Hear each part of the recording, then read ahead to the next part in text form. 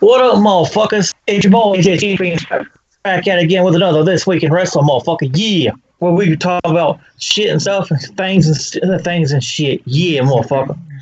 Joining me tonight is is the librarian herself, Miss Gina Jane, motherfucker. How you doing, Gina? Yeah. What's up, Bob? Oh, sorry, DJ Skinny Penis. I don't know. Yeah.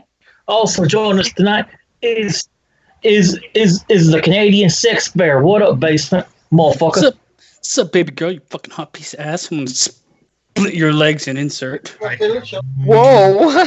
I have needs. And we have Trek. What's up, Trek? Not much, man. Poor Trek. And here's your host, the double trouble from the cheese land themselves, JP and Heather. What up, motherfuckers?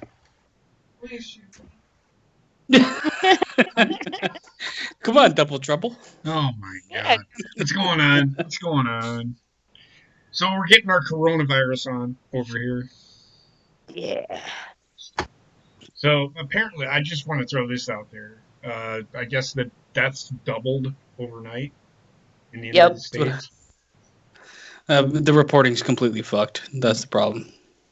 Yeah, I actually just watched something.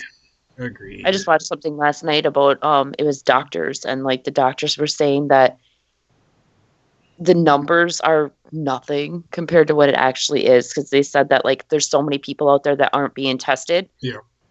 So they were basically saying take the numbers as they are, like just the number of people that have it, and pretty much like at least double it, because people aren't being tested, and the people that have it aren't being tested or whatever. But when people aren't being tested, it's they won't test them. That's the problem. Yeah, because they won't test you unless you have like every single one of the symptoms. So, I mean, there's several reasons for it too. I mean, here alone, like they won't test you for the whole part of the shit. They wouldn't test people just because they had symptoms. Mm-hmm. They would only test the people that were severe enough to be tested, just because you have assessment centers throughout the fucking country. You don't want everybody and their fucking mother showing up at an assessment center, all these people thinking they could potentially be sick. That's just a better way to spread it to everybody that might not have it and just wants to be tested. Yeah, Right. It's a complete shit show. The numbers are all wrong, but they give us an indication of how severe it could potentially be. Yes. Well, and not only that, but they do have those those screening tests that you can do online before you go into a doctor. So personally, I did it. I did not want to do it, but I did it anyway. I had the option to telework from home, and I made that decision Wednesday. So I'm teleworking from home, but I don't think coronavirus. I don't think coronavirus is going to kill anybody in this house. I think I'm going to kill everybody in this house. I'm with you. Go ahead, Bob. There's a app out now to where if you think you have it, like you'll give you the symptoms, and it'll tell you on the app whether to go get tested or not. Okay. You don't even have to like download an app. You can literally just go to read the symptoms. Whatever your local hospital is, like their website, and most of the hospitals have the screening test right on it. The problem is, like, too, depending on the severity of what's happening to you, there's other symptoms that might crop up that aren't directly related to the virus, but they're maybe directly related to your body trying to fight something. People are all fucking stupid, though, because, like, it ranges from people that wait too long until they're too sick, and then there's people that aren't sick at all that are like, I want to be at the front of the line. Shove that fucking cotton swab up my ass and tell me if I have this virus. So, Well, I mean, go ahead, Tina. I'm sorry. I was just going to say, like, I mean, look at what, Austin and I have been going through this week. Like, Austin has a cough, and we both had the fever and all of that. We're not having trouble breathing, though. So, like, we took the screening test, said probably a viral. And just to be on the safe side, we talked to the doctor yesterday because they had to do an asthma screening anyway. So when I had him on the phone, I was just like, hey, these are our symptoms. Should we come in and get tested? Or do you think it's just a viral? Because I'm like, I want to be honest with you, I think it's just fucking viral. And she's like, well, I'm pretty sure it's just a viral as well. So it doesn't hurt to just call your fucking doctor. I'm with you. I mean, look, I get it. I get it. I just this everybody. I can just see it now. I see how people are. Oh, I have the flu. I have coronavirus. No, you Mm-hmm. don't. You probably, or you have a fever. Just because one of the symptoms is a fever of coronavirus doesn't mean you have it. You can have a Oh yeah. fever if you have just a general cold. A fever is a Oh yeah. symptom of your body Of your fighting body anything. fighting an infection. So, Yeah. like the main ones that we're looking for here, and I can tell you straight up, are respiratory issues. Where if you have problems breathing, sharp pains in your back or chest, anywhere that you could imagine would directly be a result of an issue with your lungs, that's what they care about the most. Ooh, The other things like a basement. headache and shit, no. Basement. I have a Mhm. question because you okay, working in the line of work that you do, Mhm. you have basically been like clued in as to like what's going on with this virus, right? At least as I can speak for how like Canada's handling it Okay, and what's I happening in have a Canada. Yeah. question, and I know this has nothing to do with wrestling. This is the last thing I'll say. Is I promise. But That's there fine. is all this shit going around saying that ibuprofen is making this thing worse. Is there any credibility to it? A friend of mine We've sent been me told. a friend of mine sent me a thing. I'm just going to speak on this, and he said that a nurse had said that, and I think it's just. I wouldn't say that it's a thing, but it's in rare cases, and it's for those that are extremely bad. Well, yeah, I know, but I'm just like, for listeners out there that may have more symptoms than anybody else, it's nice to know. So, I mean, we were sent an email from the public health basically saying to tell people to take Tylenol instead of ibuprofen. But if you've ever been to the hospital or stayed at a hospital, hospitals don't give you ibuprofen. They only deal with Tylenol Yeah. because Right. Tylenol doesn't have there's side effects to ibuprofen that can exacerbate an issue that you already have.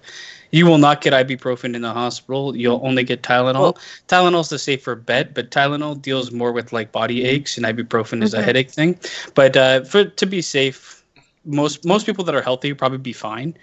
But if you end up having complications caused by the virus, like JP said, if you're like super sick and shit like that, and you have any bleeding potentially internally, you do not want to be taking ibuprofen. Okay, I will say Yeah, this. well, I will say this. I will say this. If you feel that you are in danger, if you take ibuprofen, just don't take ibuprofen. yeah. Simple as that. Um, If you are in fear, well, if you You have don't that need to worry, take ibuprofen. You can take Tylenol. yes. right. Well, I'm pretty much fucked anyway because like with my neck, I have to take 3 ibuprofen a day, 3 to 4. So like I'm pretty sure at some point in time I'm gonna have internal bleeding, but it's cool. Well, I mean, it's really like okay. So, like when I was in the hospital, they were basically saying you can't take ibuprofen because ibuprofen, if you end up with like any bleeding internally, it can make it that much worse, or it can cause bleeding in your gut. Basically, was the Well, big problem my with ibuprofen. my doctor was trying to get me off of ibuprofen to begin with because like I guess it's something like it can eat your stomach lining or something like that. It's more yeah. It's harder for the body to handle than Tylenol. That's why it's Yeah. not used in like the medical system. Yep. And I mean, like Paige said it there. It's they're basically saying the media is blowing shit out of the water, scaring people when they shouldn't be Mhm. scared. But the thing is, that's fucked up too. Like, there's people on both sides. Like everything, people go too crazy with it or not crazy at all. And then there's like a middle ground where you just need to be cautious It's and common sense. monitor shit. Be in a place where you're not like insane. But the people that I'm dealing with now, they're fucking like we have like right now everything's shut down. All bars and shit like that aren't Yeah, here essential can too. only do like takeaway or delivery, but they can't have people staying in the dining area. And bars are staying open, but only open from like the back end, so that you can enter the back door and sit around and hang out. So like, there's people are going, and we're getting reports about this shit daily. So I like it seems like they came down and they said something, and half the people that think it's complete bullshit are still doing whatever they want to do. The other half are like, "Fuck, I'm not even gonna leave the room, one room in my house Yeah, because I'm fucking isolating." Yeah, there's no middle ground. in my state, in Wisconsin, they have it's safe at home order. Yeah, that's the That same thing that safe they at did in home Minnesota. order, that doesn't mean that you quarantine yourself. You lock yourself in your fucking closet because it's the only room that doesn't have fucking windows. All it still says you can go out, you can go for a Excuse walk, me. you can run to the store, You can fill your gas up with car. Fill your tank up with gas. But so I went to Walmart today, and people are. It's calming down. For some reason, Yeah. I think it's calming down. It's still, there are people like we went to Walmart the other day. They were just now starting to build their stock back up. We went there the last time, 2 times we went, there's no meat. Now there's Right. plenty of meat around. So I'd say that crazy shit is coming to is slowing down, and the media hysteria is slowing down. But also, like, the rules in place on businesses here, they are like forced to enforce the 6 foot barrier shit. So like there's lineups outside of stores so that only X number of people can come in. The lineups outside of the stores are 6 feet apart. That kind of stuff is happening here. But then you have all these fucking people that are like, oh, I saw 2 people cross paths out on the street and they walked close to each other. What can we do about this? I'm like, nothing. Stay away from them. The only thing you do is govern yourself. Don't go near it. If people want to do that, people are going to do that. There's not going to be a police officer in every fucking street being like, "Don't do that." Right. Well, with the safe at home order, like Minnesota and Wisconsin both have, basically you can go about doing whatever the fuck you normally do. It's just you can't gather in crowds. Like small places like coffee shops and stuff like that had to shut their doors. Like completely. The restaurants are still, you can't go sit, or there's no dine in, but you can still take out. Like Subway in town here is still open, like, but you have to take out your order. You can still go in there and get your sub, but you have to leave immediately.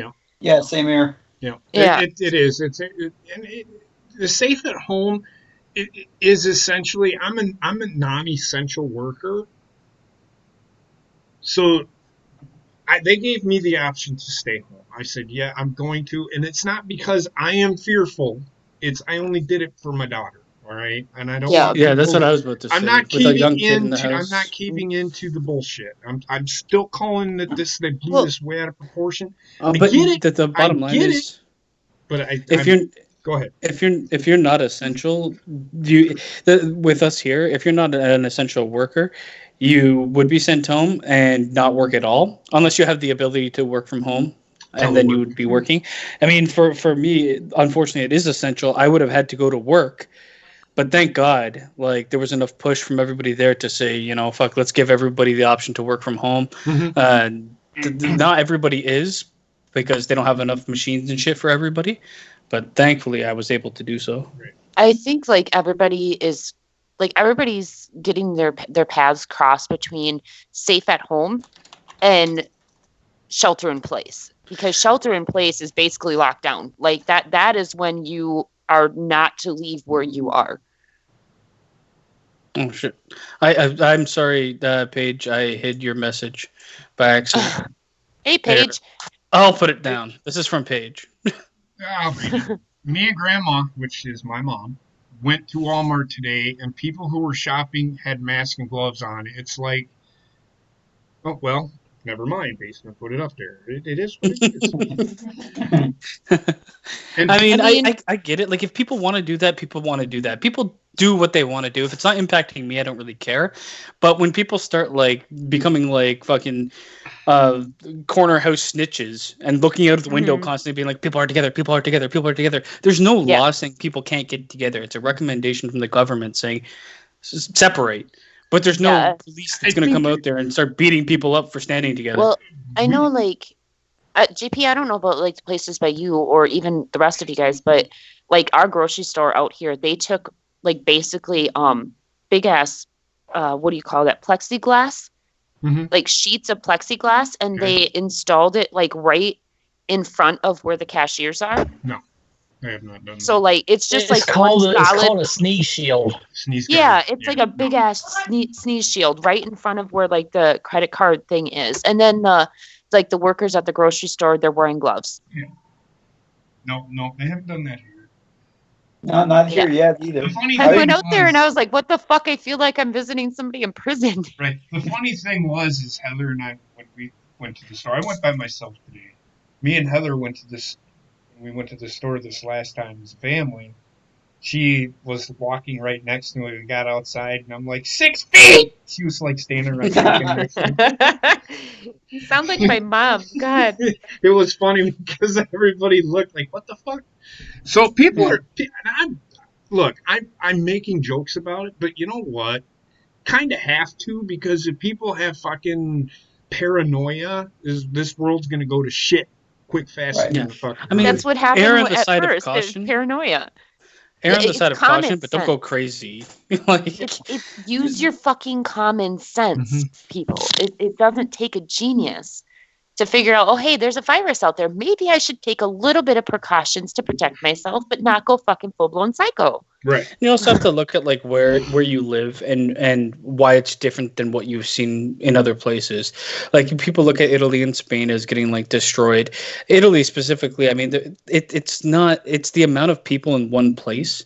And it's Oh, the way man. that culture is. Like here, like I'm telling you right now, here and in the States, everybody's driving, everybody's in their own vehicle.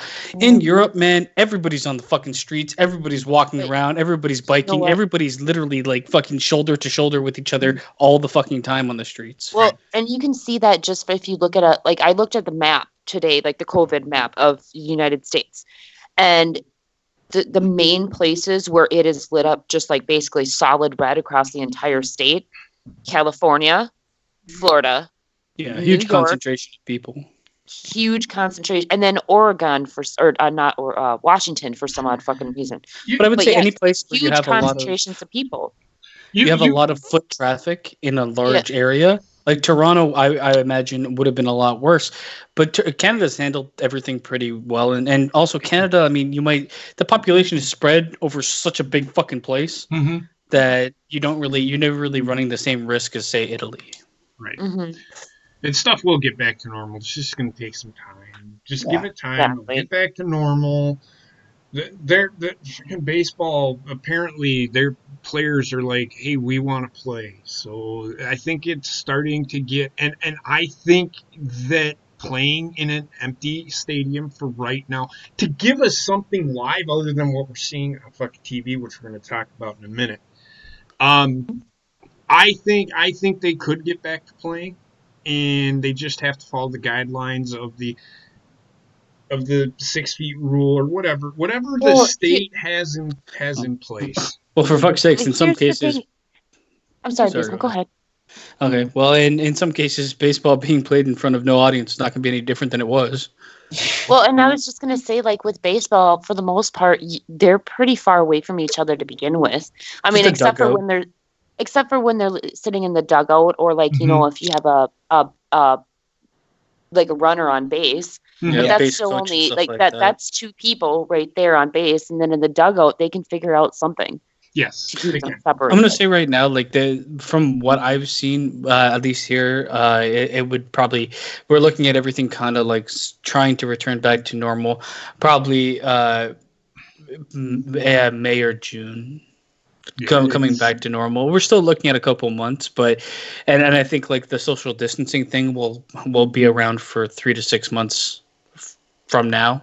Yeah. Because it'll all just slowly go back into place, and hopefully certain things change for the better for the working class that are out there. Because this is kind of, though I think at times it's been a bit blown out of proportion. I hope that it being blown out of proportion is a wake up call to why things need to change in the working world. Nope, agreed.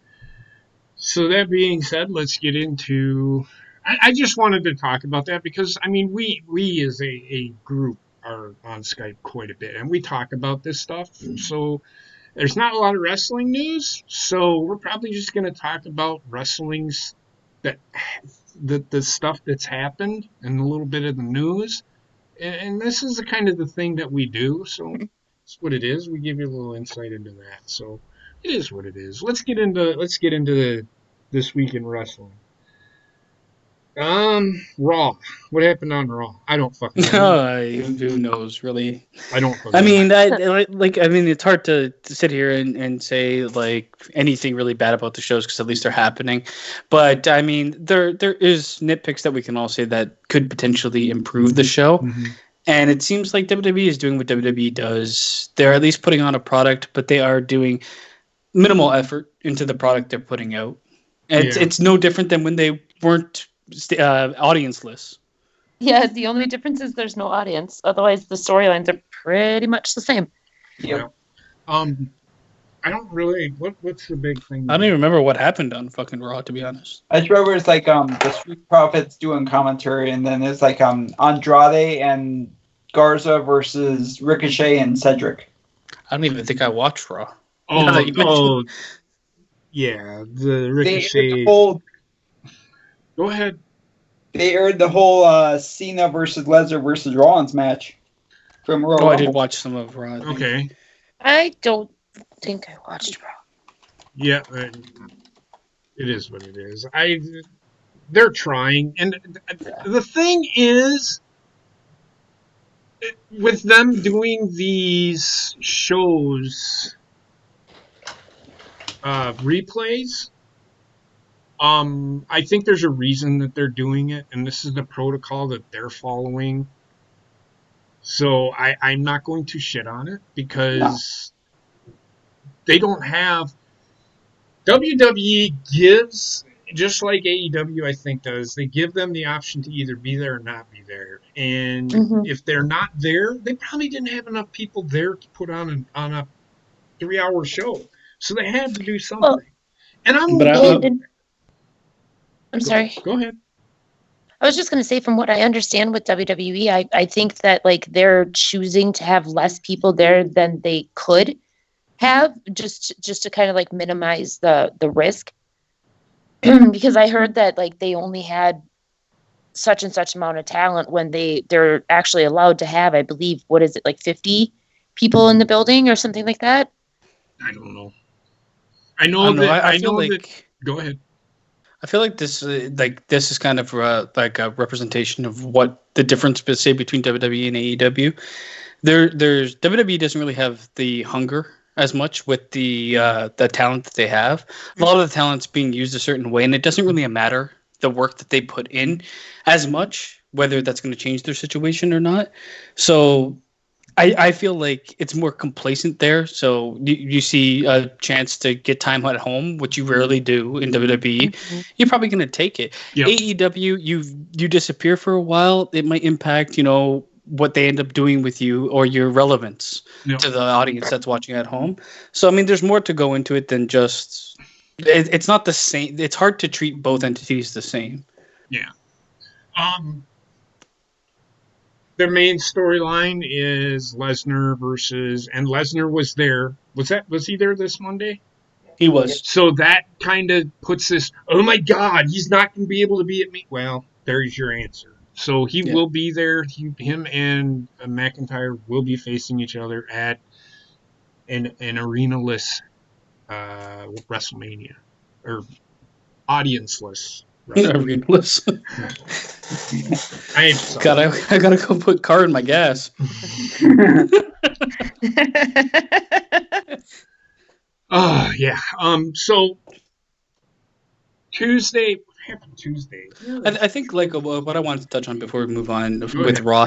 I mean, I think there's a conversation that we could have, and we did have it last week, but it might need to be said again. Mm-hmm. I mean, do you think like I feel like WWE is suffering from the fact that the build for WrestleMania has been so poor, and I don't think a lot of the things that they're doing now would have been changed anyway. Well, essentially, what they're trying to showcase is the things that they're going to put on WrestleMania. But it's things like nobody really cares about. I mean, the whole Andrade, Garza, fucking all these Mexican dudes that look exactly the same type thing. It's too much. And from what I heard, I mean, like, are we going into like what we heard about what's coming up at WrestleMania, or are we waiting for that? What are you talking about? Yeah, you can. Andrade. Whatever. Go for it. Go for it. What I heard. Nothing confirmed by WWE yet, but I've heard from numerous places that Andrade is reportedly not going to be in the WrestleMania match anymore because he apparently has a broken rib. I heard that too. I mean, if he wasn't dead in the water already, I care. Yeah, this guy is fucking. He's going down that career path of not sticking with WWE, in my honest opinion, because. You get the wellness violation then you're already kind of lukewarm, or actually not even lukewarm, you're just cold, and you get the wellness violation, you disappear, they keep title on you, then you get injured. It's like, I mean, with WWE, it's usually one strike and you're done. This is the second strike for him. Mm-hmm. I think that Roman is probably the only person that could say, you know what, I'm not going to be in this match or whatever. And they would be like, okay, and not penalize him for it. Because we'll talk about that. Trust me. Yeah. Because I'm going to get into it because I am on the other side of the fence on this, and there's a reason. But go ahead. Oh no, that was all I was gonna say. Like it's Roman Reigns, so I don't think that he's gonna be penalized by Vince McMahon because Vince McMahon has a hard on for him. So. I think he's gonna be there. I think he already wrestled his match. I think it already happened. I mean, hopefully, because like I know on SmackDown and stuff, they were like still talking like the match is on. So. Mm-hmm.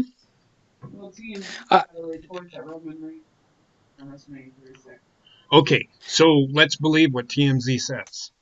I mean, well, I didn't just hear it from gonna TMZ. Like it popped up on my Google shit and all that stuff. Like, yeah, I the way I feel about it with Roman Reigns, man, I don't feel like, to be honest with you, with everything going on, he probably shouldn't be wrestling. He shouldn't. Like, there's no reason for him to. The match again was kind of thrown together. Like, what was the build? Who's next? I'm next. That was the build. Yeah. So I'm okay with it not happening if it hasn't. Yeah. But then again, the argument could be, like you said, JP, it might have already happened. Yeah. I mean, we could be seeing these promo packages that they showed on SmackDown because at that point in time, SmackDown was already recorded and built before Roman Reigns said, I'm out. I'm not doing this. Yep. Yeah. Which I mean, like you said, Basement. Even if he doesn't do it, I can't blame him at all. I mean, the dude just got over freaking cancer. His immune system is compromised. Yeah. Well, his immune system is compromised forever because his cancer is forever. Yeah. Gene, are you planning to mention Andrade's reported replacement, or is that considered a spoiler? Go ahead. I don't give a fuck. I actually didn't. I didn't know anything about this, so go ahead. If you want to. I didn't know about it either. Why Society put it in the chat? I don't fucking know, and I really don't give a shit who his fucking replacement is, to be honest. Well, with you. I mean, does anybody on the call care if Chuck says who it is? No. Oh wait, what was the match supposed to be? It's Andrade versus. It was the three amigos wrestling each other. No. They turned it into a tag team match. Yep, because Rey Mysterio got quarantined early. Really? Ray. Ray. Yeah, I called him Ray. Anyway, go ahead. I'm kidding, Chuck. He got what? He got quarantined. Yeah, I know. He quarantined himself. They turned it into a triple threat. Essentially, when they say that these people quarantined, that means they're not going to. They didn't want to wrestle. Anyway, go ahead. Right. Quarantine means that they have the disease. They don't have it. But go ahead. So it's changed from a triple threat to a tag team match. It's going to be Andrade and Garza versus Street Profits. Now that's changed, and then the reported replacement is going to be Austin Theory is replacing Andrade, which I'm okay with. I am 100% okay with that. Austin Theory is amazing. Austin Theory is, I think he's the next John Cena? Yeah. He's the next guy. I'd rather see him any day of the week than fucking Cien Almas. I agree. Yeah. Austin is 110% the next guy. He is the next guy. He's a WWE guy too, you can tell. But he can wrestle. Yeah. Monday, not much happened. Really, I could give a shit about it. Wednesday happened. I flip-flopped between shows. I'm really not watching one show at a time anymore because wrestling to me. You want me to be straight up honest with you? You know what I do while wrestling is on? I'm on Twitter, talking to people. Not about fucking wrestling. No, none of us. Not about JP. Or unless somebody says something stupid about fucking wrestling, then I'll. Yeah, no, but I can fully understand like where you're coming from because wrestling. I mean, outside of the fact that everything's kind of shitty regardless because of this COVID-19 shit, wrestling, it's sometimes it's a struggle watching it, man. I'm gonna tell you right now. There's too much of it. Yeah. Sorry, Basement. No, you're gonna tell me right now. Oh, sorry. That you're still talking. I'm gonna tell you right now. The only night of wrestling that I give a shit about is Wednesday nights now, and it's not just because of AEW; it's because of NXT as well.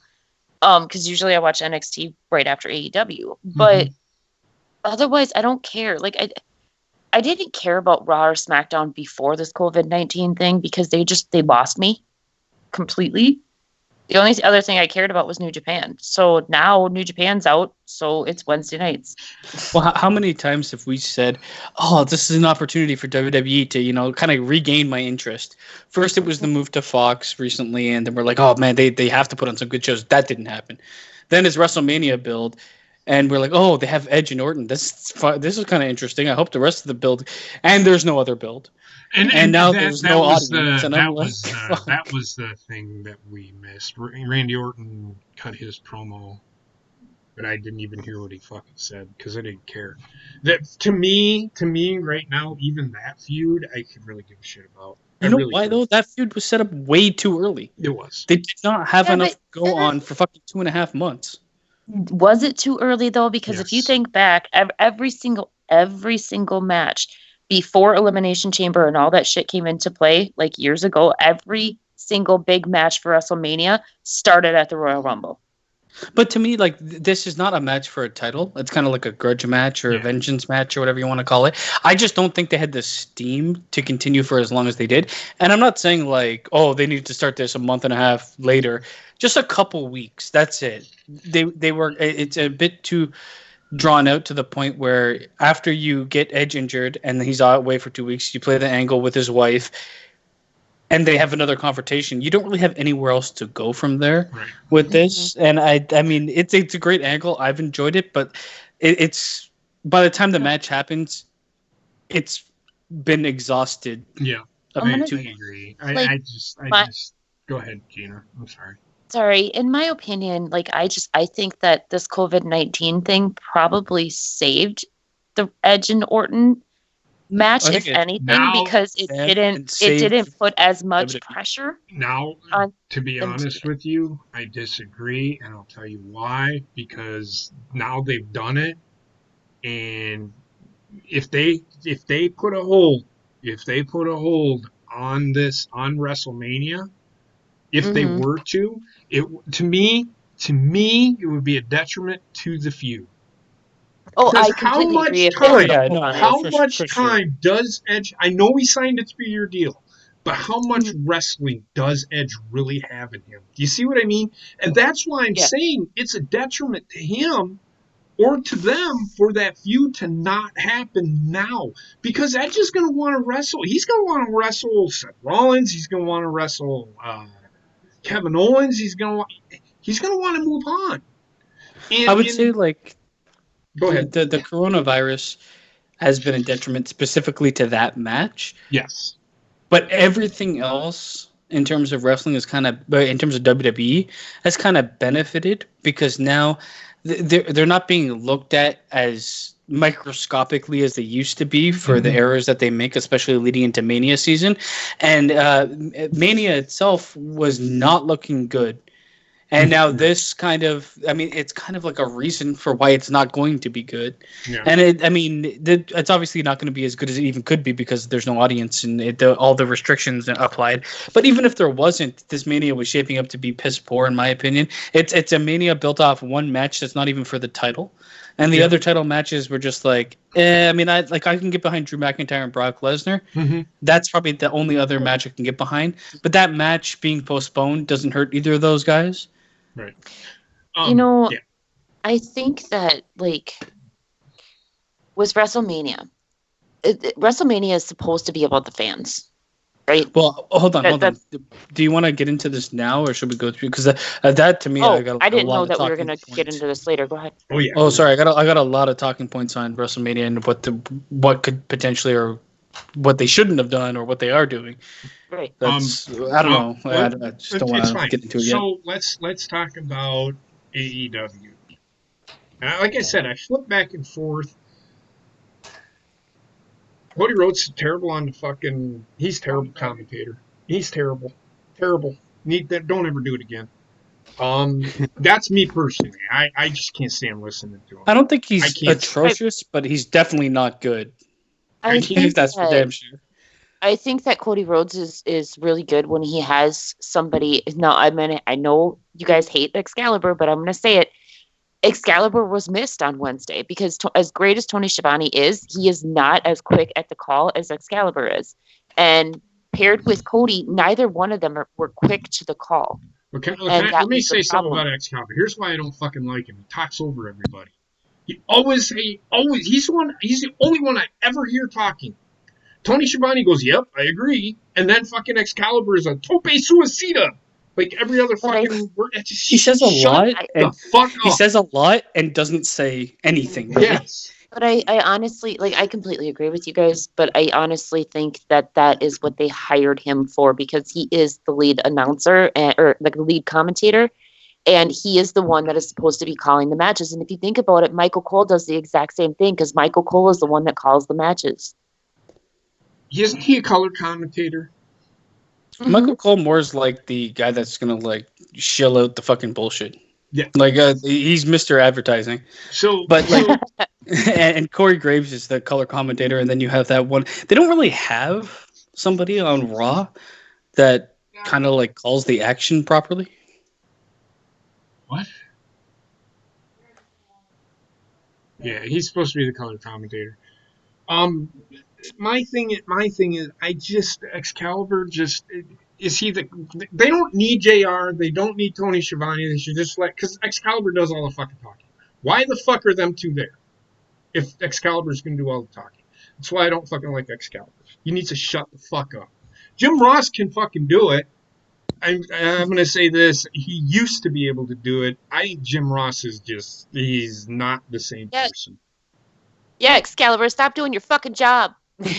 That's not what I mean. Like, do what you were hired to do and color commentate, not call the entire fucking match. The problem is like the way commentating is gone now. It's the bullshit commentating that's gotten more prevalent in wrestling, and the actual like moment to moment action is not called as much. Like you watch UFC or anything like that, oh what a right hook, what a triangle hold or whatever. They get into the moves. Wrestling in Japan gets into the moves, and that's why I like their commentating a lot better. But on this side of the world, no, it's all about this fucking pop culture reference, left, right, and center, and fucking joking around and shilling out the network. And not only that, but like with New Japan, the three commentators that they have, especially the ones that they have right now, which is Kevin Kelly, Gino Gambino, and Chris Charlton. Those three work well together because they don't talk over each other and they know when the right moments are to like joke around with each other, or Gino gets up and does his little scream shit when Suzuki comes out, whatever. They know what the right timing is to do that stuff. Right. I'm gonna tell you right now, Kevin Kelly is the best commentator in the world right now, in my opinion. Agreed 100%. I'll argue with anybody. Somebody says JR. Did you hear JR when he did New Japan? It was boring as fuck. JR used to be the best color commentator in the world, but like over the years, he's lost it, and you can't blame him. The guy's getting old. So, yeah. So he's still great at certain things, just not color commentating. So what happened on AEW that was important that I might have missed? I flipped back and forth. Let's see. One of the big things was fucking Jericho ended up cutting a promo on Vanguard 1. Yes. That was great. I loved it. I want to talk about that. All right, we'll talk about that. I hated it. I feel like I liked it, but having both him cutting a promo on Vanguard 1 and then cutting a promo with Matt Hardy, it was too much of the same type of promo. It should have been on separate shows. Yeah, I can agree with that, but I liked both promos. I agree that they should have been on separate shows. However, I think that they just did it because, especially with like cutting the promo on Vanguard 1, because that was just something fun. It was something that people were going to get people talking, and oh my God, he's fucking cutting a promo on a drone. What the fuck? And it happened. It got people talking. Well, Jericho is something only Jericho can honestly, do. Jericho is starting to wear thin on me because he'll cut a promo on Vanguard, and then the next fucking day he's on Twitter cutting a fucking promo on his fucking Roomba. Come on, man. Okay. It's just he's overdoing it. It's annoying the fuck out of me. I love Like, Jericho. I always have, but now he's just pandering. It's like it's I'm too gonna much. tell you right now, It's too watching much. his Facebook Live tonight, he has the cutest damn dog named Angus, but I wanted to see him cut a promo on Angus. I mean, I feel like Jericho is in the right place, and what you might not like about it, JP, it only works in AEW because I couldn't imagine him doing this and it getting over or working as well in WWE or New Japan. Because in WWE the fans will be like, Oh yeah, fuckface? who the fuck is Vanguard? The fans don't know who Vanguard is, and the fans that don't know who Vanguard is the fans that the WWE caters to, and that is the casual fan. And the AEW fan base, if they were there in I will say this AEW was this one specifically is the one that really showcased how tough it is for AEW to operate without a fan base. Mm-hmm. Because both this and the final promo were hugely impacted by not having fans there. This a bit less because it was a bit shorter and it was just a one-way fucking I'll cut a couple minute promo on a fucking robot. Yep. But the last promo, I mean, that went on too long. And though they did what they could, and I'll applaud them for putting in that edit and making something good out of a bad situation and having him Matt Hardy fucking teleporting all over the place. That's something they couldn't do. That's only something they could do with this quarantine. Then again, once he got in the ring and they started talking, they basically said the same thing twice and turned a 5-minute promo or 5-minute whatever it would be into a 10-minute by just repeating themselves. All right. And the other thing was a Brody Lee thing. I'm going to talk about, I am, this guy, they failed with this guy. I'm afraid. His character is the same as Luke Harper. Now they had him show up in a suit and tie, and he sat. What the fuck were they doing? He was in his room. Get out of my room. What the fuck is it? So a lot of people were looking to this. A lot of people were looking at this as like, as like a comparison to Vince McMahon being like, I'm going to get everything I want. And though you might want to eat, you might want to do this, you can't do it until I've done what I want. I know for me, it's kind of a stretch, but I can easily see them doing this segment. Otherwise, the segment literally makes no sense. And Gina said it the best. And so, Gina, what did you say about his character as a cult leader? Gina? All right. Gina said Brody Lee basically comes off as like an asshole. And I mean, and he's like this tyrant kind of as a cult leader. And no cult leader in the history of cult leaders has ever been someone that's not likable. Because if they're not likable, they will really realistically not get people to follow them as a cult leader. Yeah, Gina ended up, I think her internet crashed. She was having issues with her internet, so. I personally agree with that. It doesn't make sense. I thought his character he needed to be a charismatic whack job that people want to follow, but instead he's seemingly like the fucking what the fuck? He's the Authority. Yeah, okay. He's the WWE version of the Authority there in the back fucking eating steak. That is true. Vince does not like sneezing.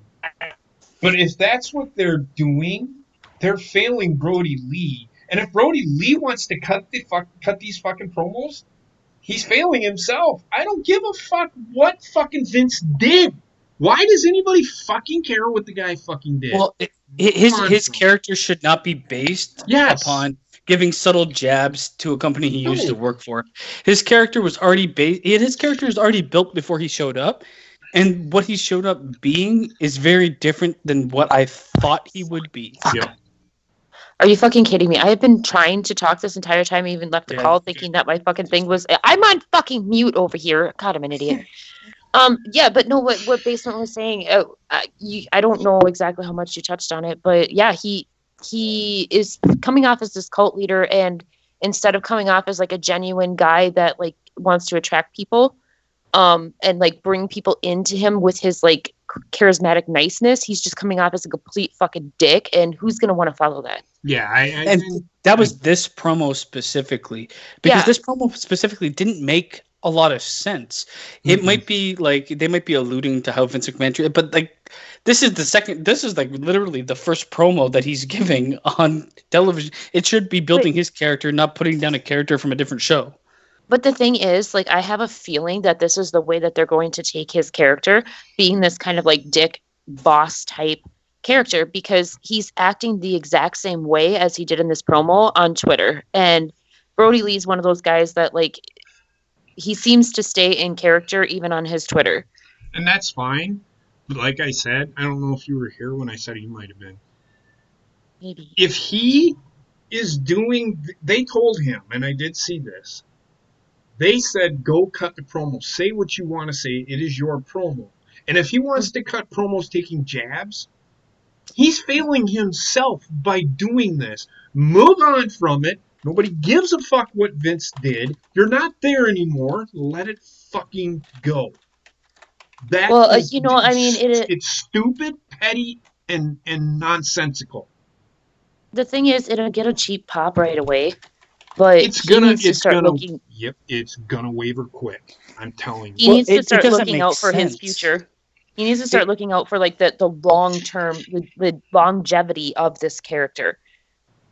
Like the Dark Order, in my opinion, didn't like him. They started getting some intrigue by teasing an Exalted One, and being like, you're a loser. Come with us. We'll make you better than what you are. Mm-hmm. But then the actual leader of the group shows up, and he's like, "You're a fucking loser, and you're with us." Like, what the fuck? It makes no sense. Yeah. It really doesn't. That whole Dark Order shit's been ass backwards since the beginning. Anyway, it has been. I mean, I am willing to give Brody Lee the opportunity to win me over, because I know he can do it, because I loved him when he was in WWE.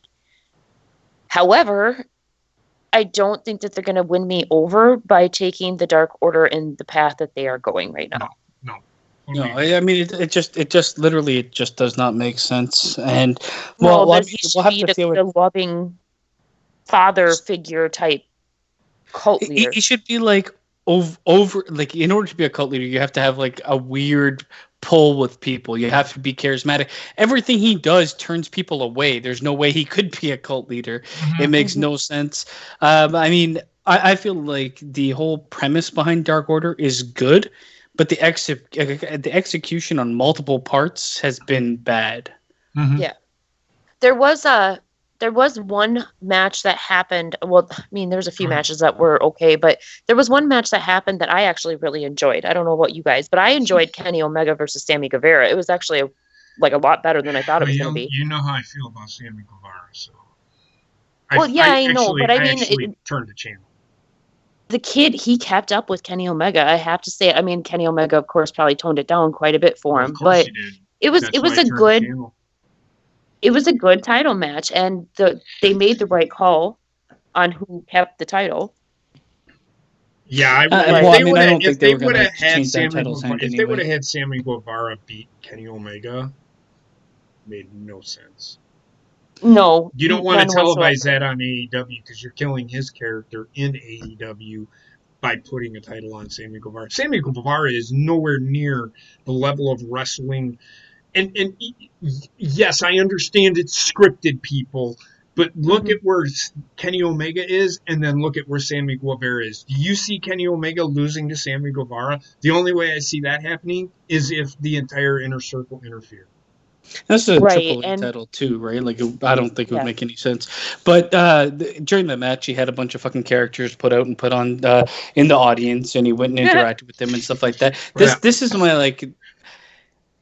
I look at Sammy. Okay, for anybody that's a heel or a face, the best possible heel or face you could be, or the most intriguing to me, is one that I like a heel that I should not like but do like. Right.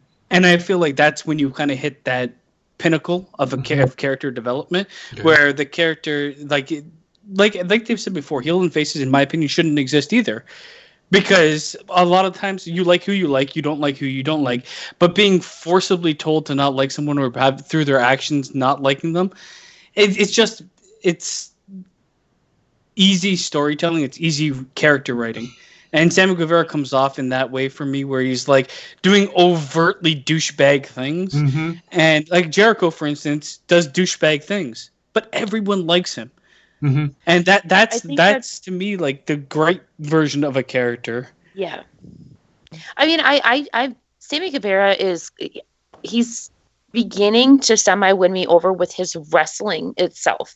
Like, the wrestling is a lot better than what it was when we first saw AEW debut. However, every once in a while, some of the stuff that he does is cringeworthy. I mean, I personally found like the shit that he did with the poster with Brandy, I found that hilarious. But that wasn't because of what he was doing. That was because of Brandy's reaction to what he was doing.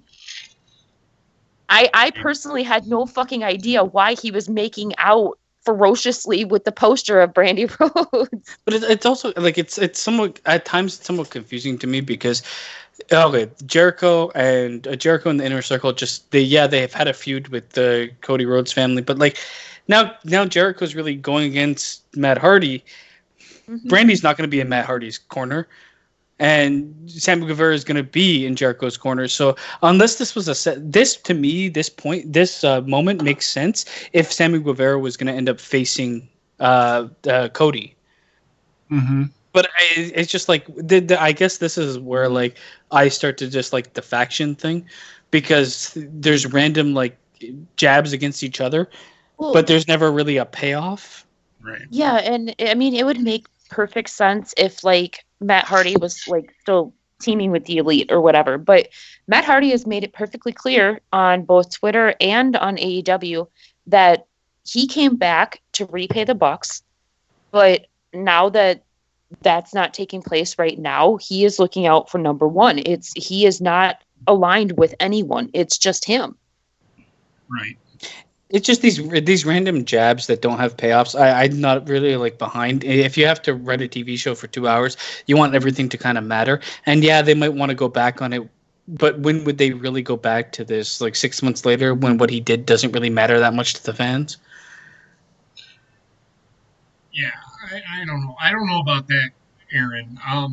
Yeah, she's got talent. She's a very talented ring announcer, and she's also like she's good at fucking. Oh God, I can't think of the name of it right now. When you walk people down to the ring. Valet. Yeah, she's a very good valet. I mean, she's a decent wrestler, not that great, but she is fucking awful. She's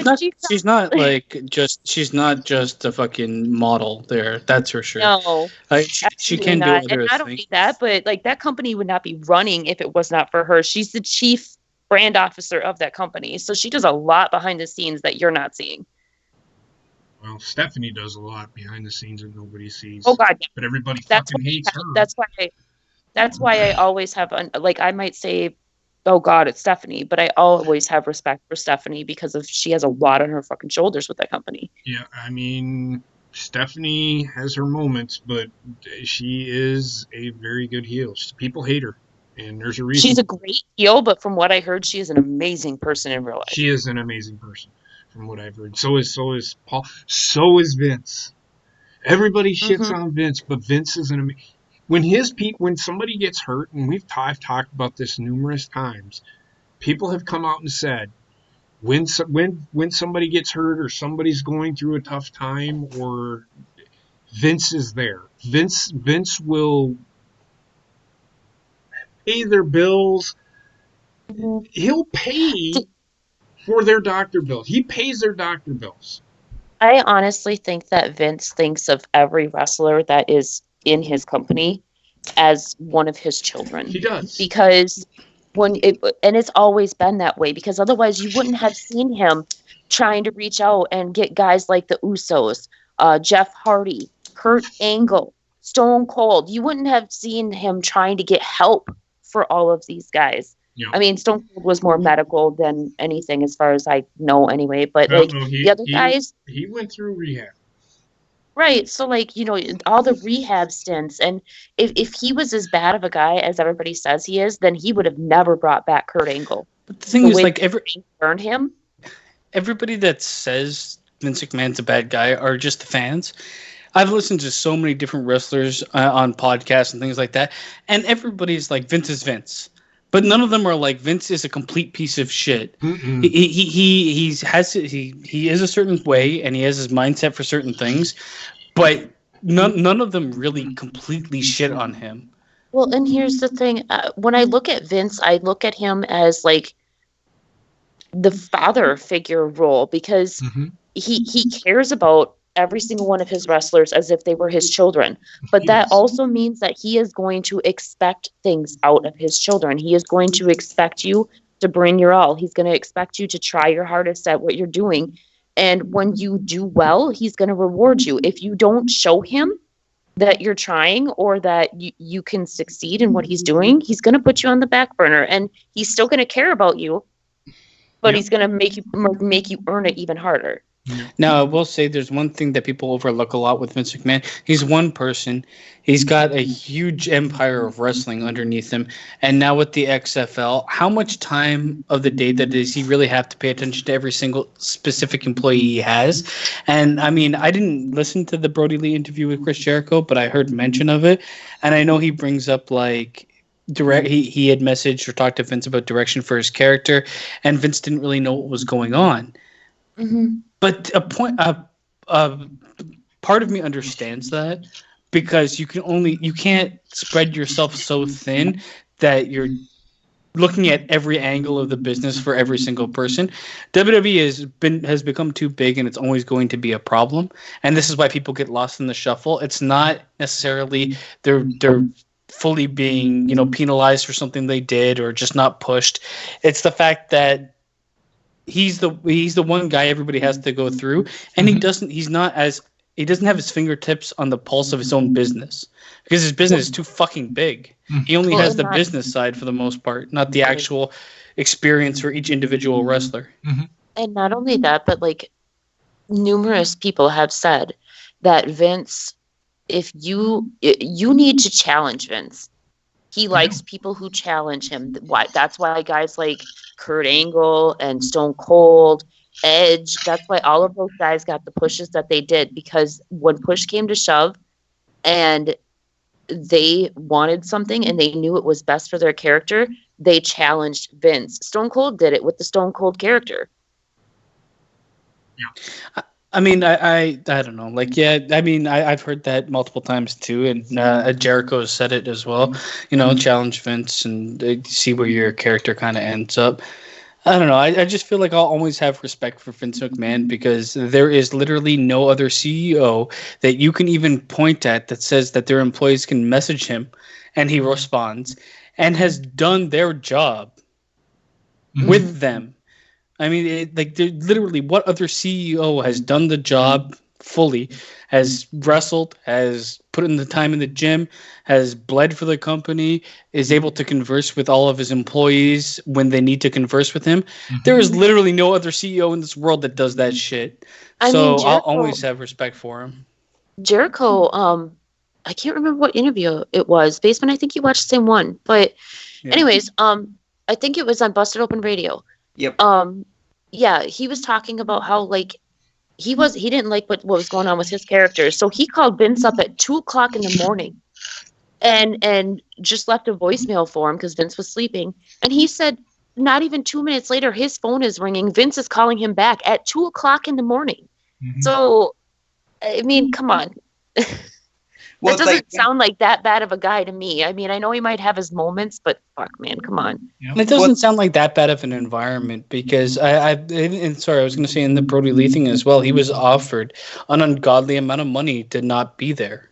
He had no plans for him. He had nothing to do with him. He said, stay at home and we'll pay you a certain amount. And that was that. And Brody Lee was like, no, I'm going to go. I want to work. I want to wrestle. I'm going to put myself in a position to do that. But I mean, to have an employer give you that option, because if my job dried up and we didn't have the business going, my employer wouldn't be like, stay at home, we'll pay you, it's all good. I'd be laid off in an instant. Right. hmm Yeah. Well, and I think that Vince gets that heel character because I mean, obviously in the '90s he came up with the heel character, but it all kind of stems way back to what was it? Fucking Bret Hart and Shawn Michaels scenario. He had no choice but to do that. But because of that, people started hating him, and then here came heel Vince character. Yeah.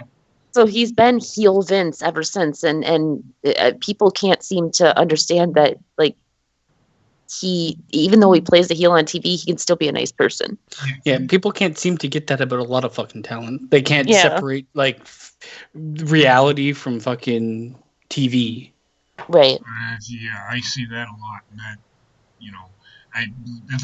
the funniest to me is when like Becky Lynch gets the shit beat out of her, and then all these Becky Lynch people are like, "Oh my God, I hope she's okay."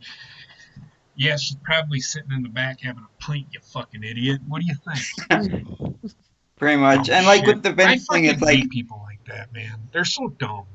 I knew that this shit was fake when I was 7 fucking years old. Right. So What were you it's saying, Trek? Oh, sorry, JP. Go ahead. no. I was just gonna say that I've known this shit was fake since I was 7 years old. So whatever. Take it Mhm. for what it is. These people fucking are working you for entertainment. That's what it is. Go Right. ahead, Trek. well, it's like people are like, oh, Vince is a jerk or stuff. That's like Vince has even said, I would not do anything. I would not ask you to do anything that I would not do myself. And if you In don't, and fact, if people don't believe him, it's called the steel cage match he had with Austin because he took some fucking badass bumps And in I that was thing. just I think gonna, he got busted open bad. when I was the just gonna say, Hmm? I'm sorry. No, I was probably gonna say the same thing, but go ahead. Oh, I was gonna say, and that's been proven time and time again with not only Vince but Stephanie and Triple H as well. Triple H, of course, because he was an actual wrestler, but Vince and Stephanie and Shane have proven that they are willing to bleed for that company So and for the people in their company.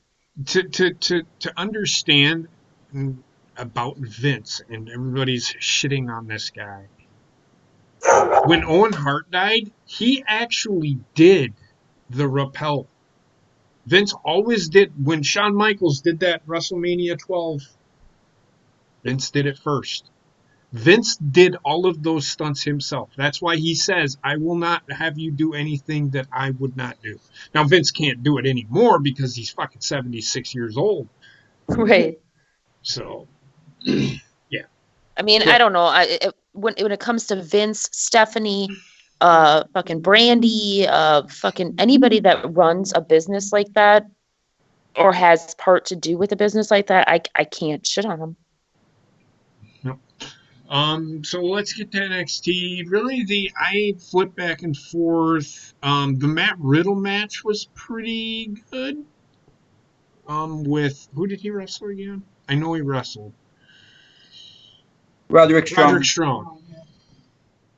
It's a pretty good match. And then he got attacked by the two big Indian dudes. Oh God. You guys see that at all? Yeah, I saw that. Yeah. Not you. My basement. I did, but I was watching when late at night, so I Okay, so that happened. So that is probably the next feud for Matt Riddle and Pete Dunne, and then Austin Theory and Tyler Breeze kicked off the show. That was a really good match. Tyler Breeze beats Austin Theory. Just tells you that they are pushing Austin Theory, but they're going about it slowly. That's why I don't buy the fact that he's going to be in that match. I mean, I don't know. If he is, Personally, he I think it is. would be a little. Yeah, I mean, personally, I think it's a little premature to bring him into like I would bring up like somebody like Killer Cross first. Because I'm going to talk about that. They closed the show out with Gargano and Champa, and I missed the bulk of the promo because I was watching. I was in La La Land watching the fucking broken bullshit. I was just like really why I wanted to turn the channel so bad. But I was watching a train wreck and I couldn't get away from it. That's how I felt about that promo. That's kind of been the broken gimmick. It is. From the get-go. That it is. You're not supposed to understand it, but you do understand it. It's fucked up. It's weird. Gargano and Ciampa. Triple H was in the ring and he said something to the effect, and this is when I was watching it. Them two were arguing back and forth, and Triple H said, "You want to have a match? Have it on the grandest stage of them all." Gargano said, "No, I don't want it to fucking be there." He didn't say fucking, but I don't want it to be there. I want it to be two guys in a ring, no fans, nothing. Well, they're not going to have any. So Triple H said, "I will find a building. I will put a ring in it, and you two will have a match." And that is going to be one of the matches on WrestleMania card because... No, it will not. No, it will not be. Weeks. I think it will. No, it will not be. It'll be in 2 weeks. NXT TakeOver has been pushed. I know. Again, Gina, in 2 weeks. Oh, he said in 2 2 weeks from NXT. today. Gotcha. 2 weeks from today, I will call you with a message. You will come to there, and you two will have your match. So it's not. I don't believe it's happening at WrestleMania. No. I mean, personally, I would just put that match on a WrestleMania because you're already not going to have any fans. I understand. I wouldn't. Doesn't Oh, need I it. would. Doesn't Put need it on the third night. Too big for 2 nights. Don't give them any ideas. But the intriguing thing is at the end of that promo, or towards the end of that promo, when Triple H was saying all this and that and the other thing, Killer Cross's shit came on, and it hit 12 o'clock. So I think, and I'll tell you what I think is going to happen. I think that match is going to end with Killer Cross kicking the shit out of both of them. I think so. Do you think the match will end first, though? Nope. And then he'll come out and kick him? Nope. Well, I mean, I the problem is I didn't get the chance to watch NXT, and that was one I really did want to see. Yeah, because everyone was saying it was pretty good. I missed it. I seen bits and pieces. I seen the end of it. So yeah, I missed the end of it completely. I want to watch the whole promo, but I liked how it ended. It was great. It made me want to see that match even more. And I know that them two have faced each other 3,338 times. This adds. Always good. This adds, but I don't want to. I said it. I don't want to see it. Now I want to see it because I want to see Killer Cross kick the fuck out of both of them. I've never seen Killer Cross wrestle, so I want to see what this guy can do. So I'm intrigued by the match now. So yeah, that's what I think personally is going to happen. Thoughts? And it's weird. My question to you, because I didn't see NXT, did they have any were they replaying anything? No. They actually have matches. So my question is, why is Raw and SmackDown relying on it so heavily? I don't know. I mean, Raw, I can maybe understand a little bit, because they have for the 3-hour time slot. They have more time, but SmackDown, I don't get it. Io Shirai returned. Oh, nice. So welcome back to her because I have a question. she's awesome.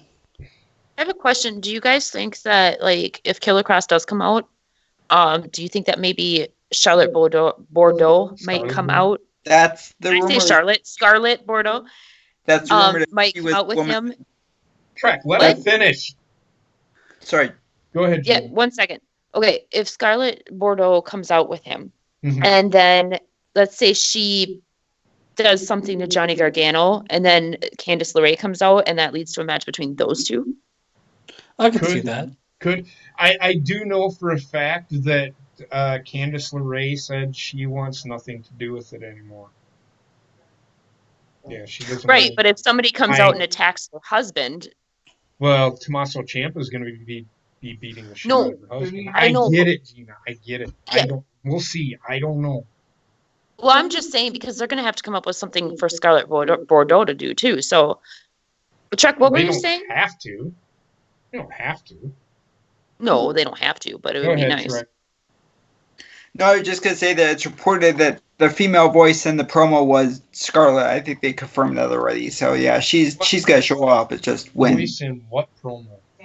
She was in Killer Cross's promo at the end of NXT. There was some woman speaking some weird language, and then they confirmed that was her. Okay, that's just weird. Okay. Well, either way, yeah. I mean, Scarlett Bordeaux. They don't need anything for her to do. They might have her as a valet for a little bit. LA. I think that's the best bet.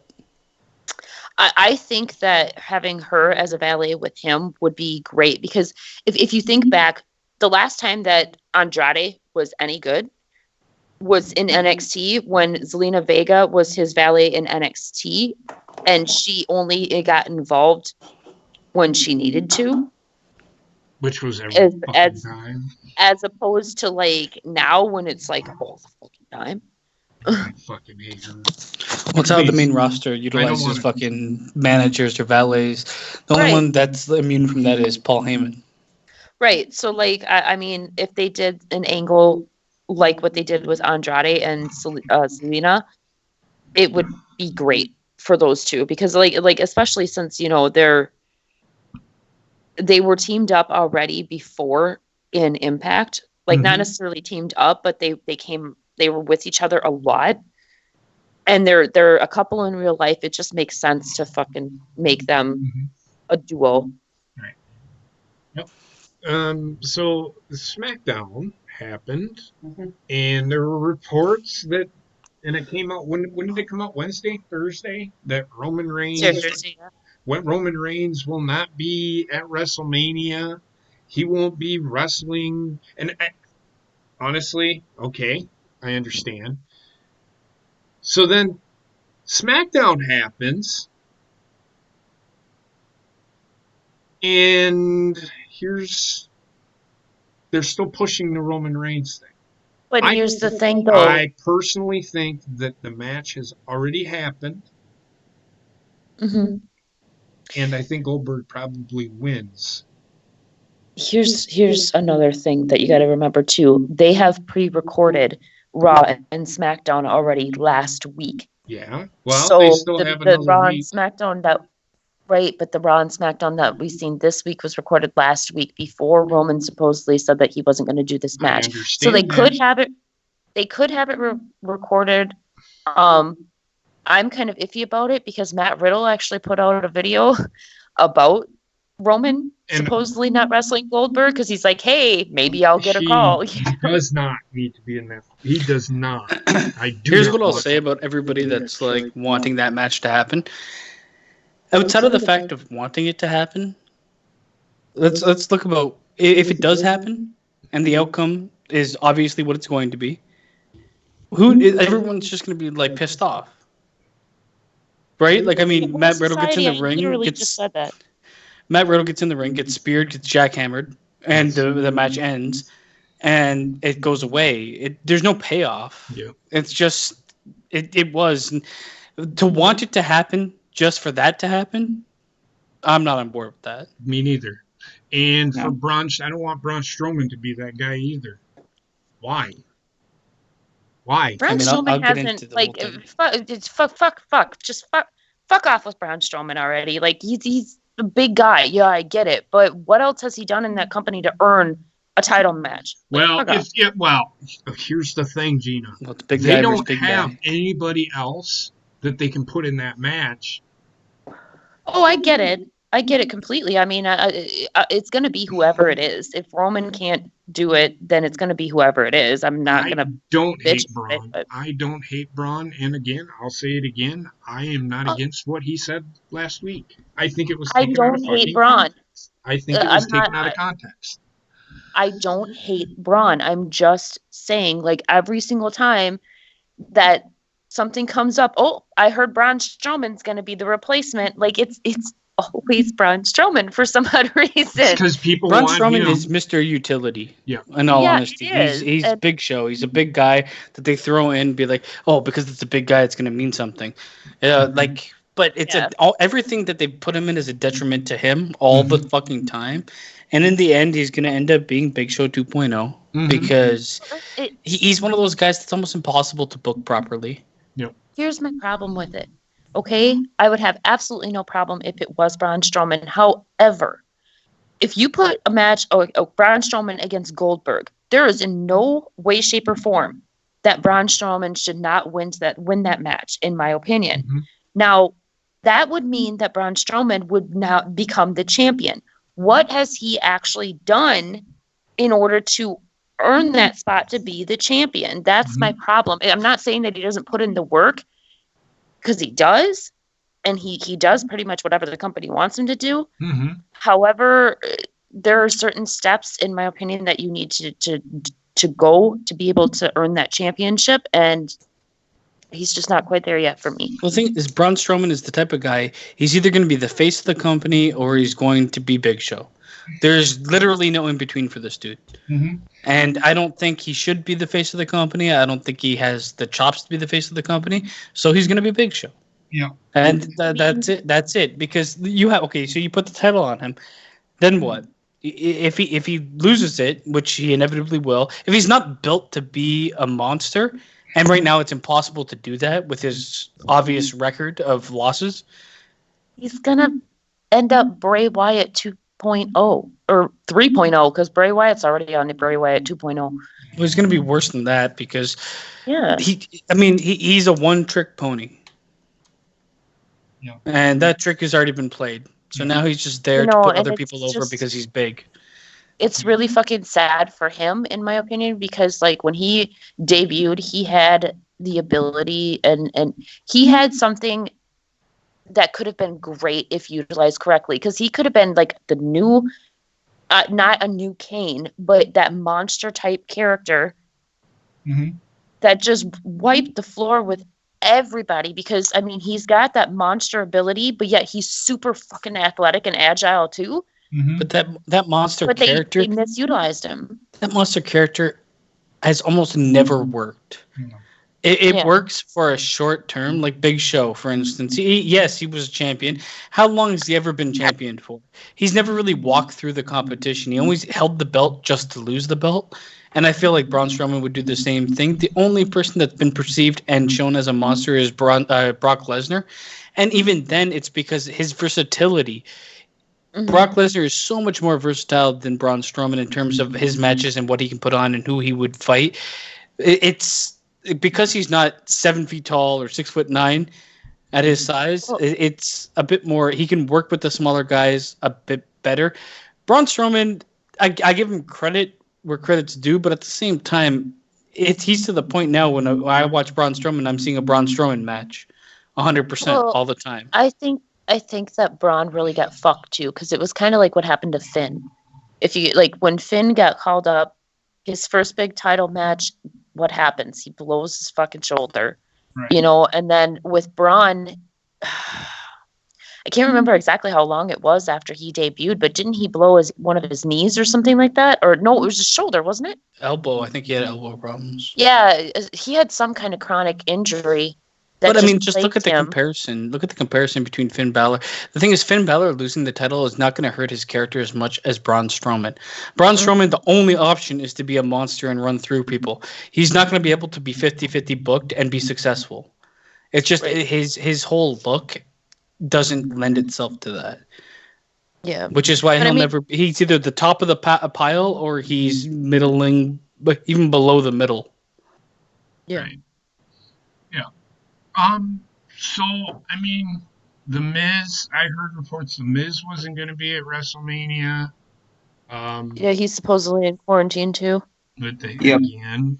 Now, he put himself in quarantine. This being said, they have recorded or taped some of the WrestleMania matches already. I don't know which ones, but some of the matches have happened already.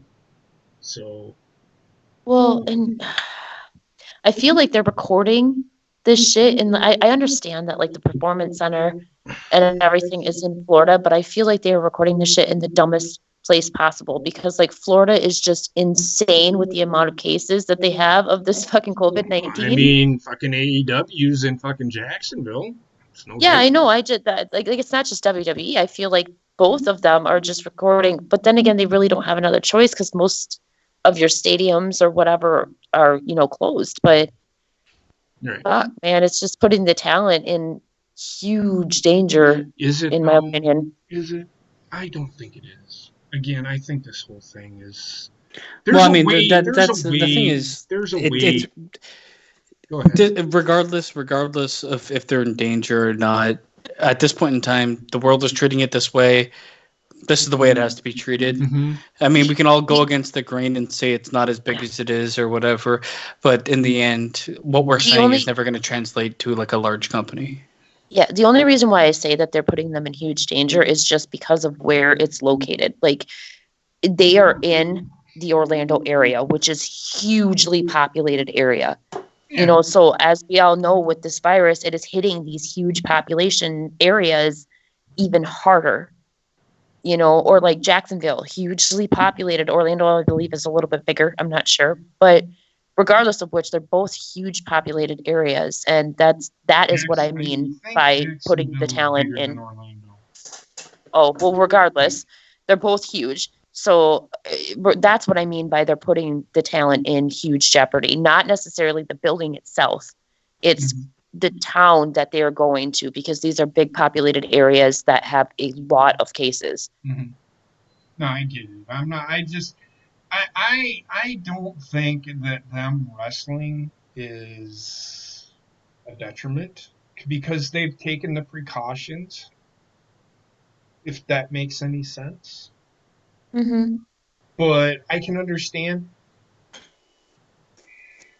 It is what it is. People are gonna fucking say what they're gonna say, and you aren't gonna change your mind. I get it, but I personally, again, like I've stated before, I think that yes, people are dying, and it's not. Again, it still hasn't killed as many people as the flu has.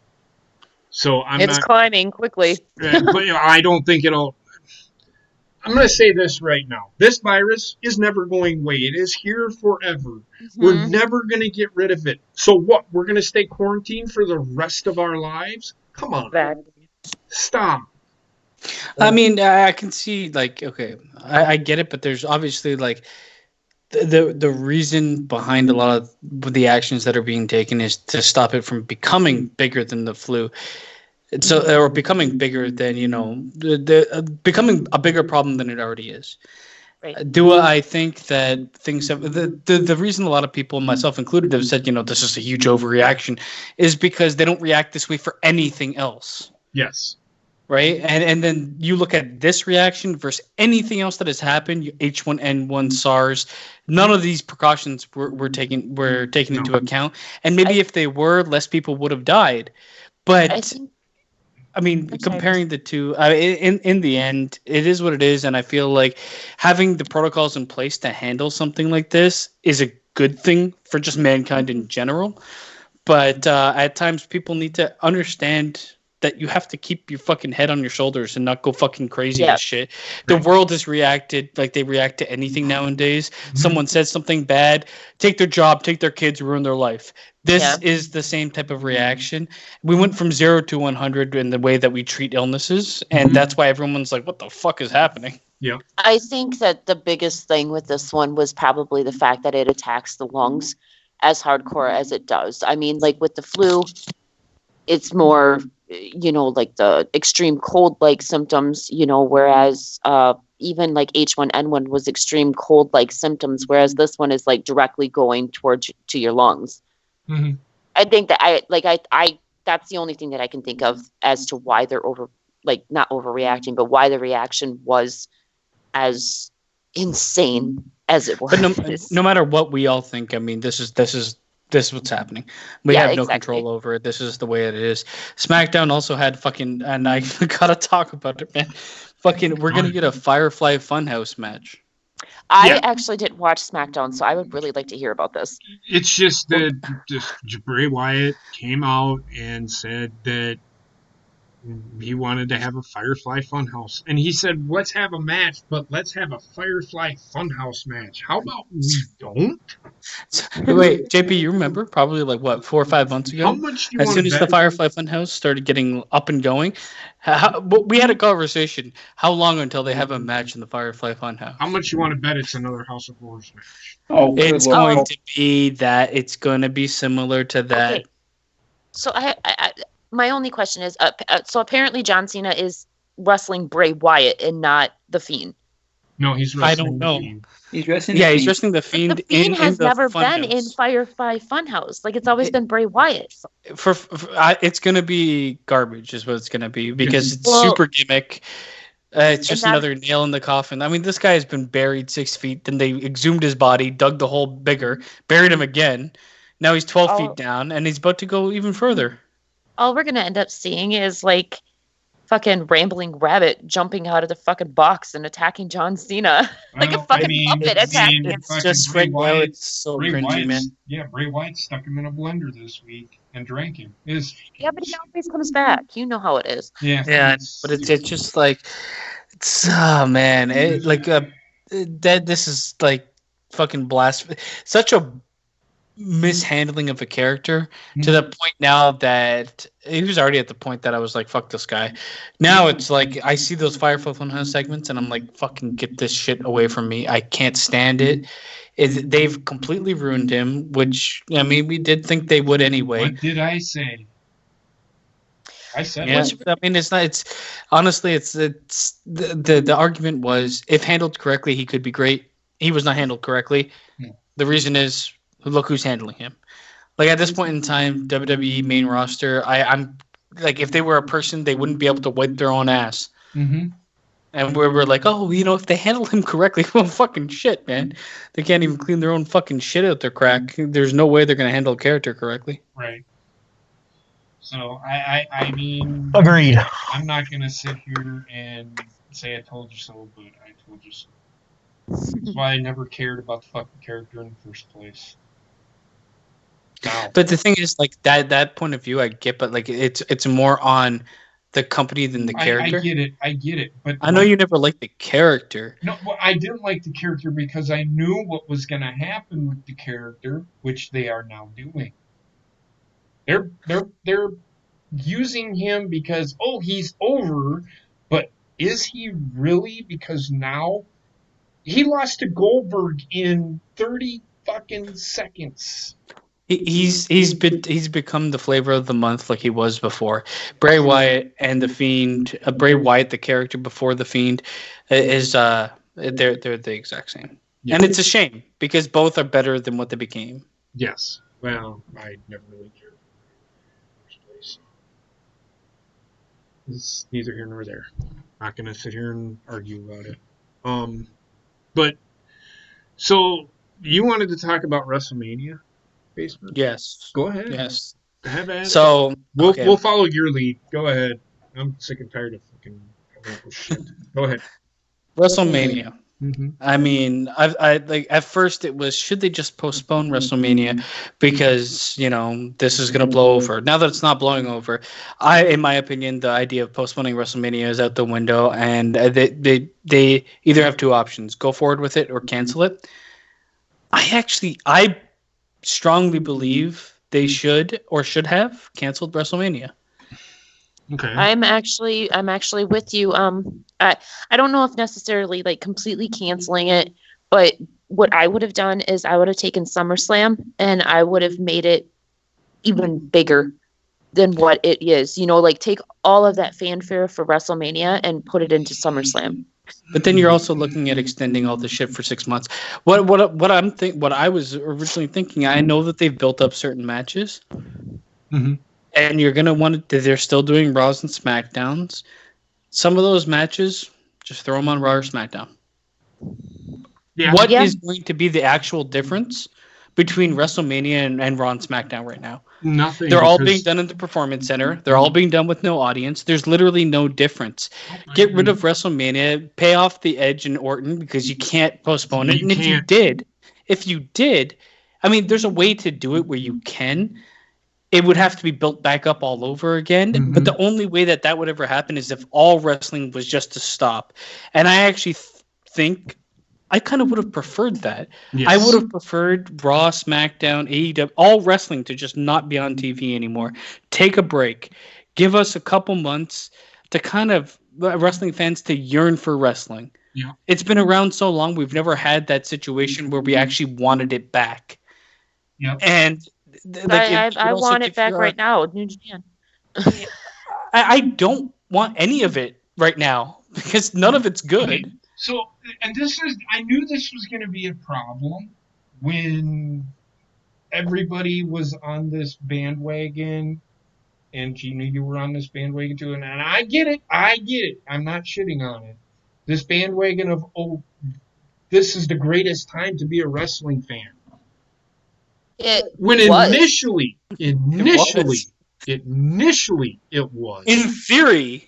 Hence why I said it was past tense. Initially it was. And then it just became too fucking much.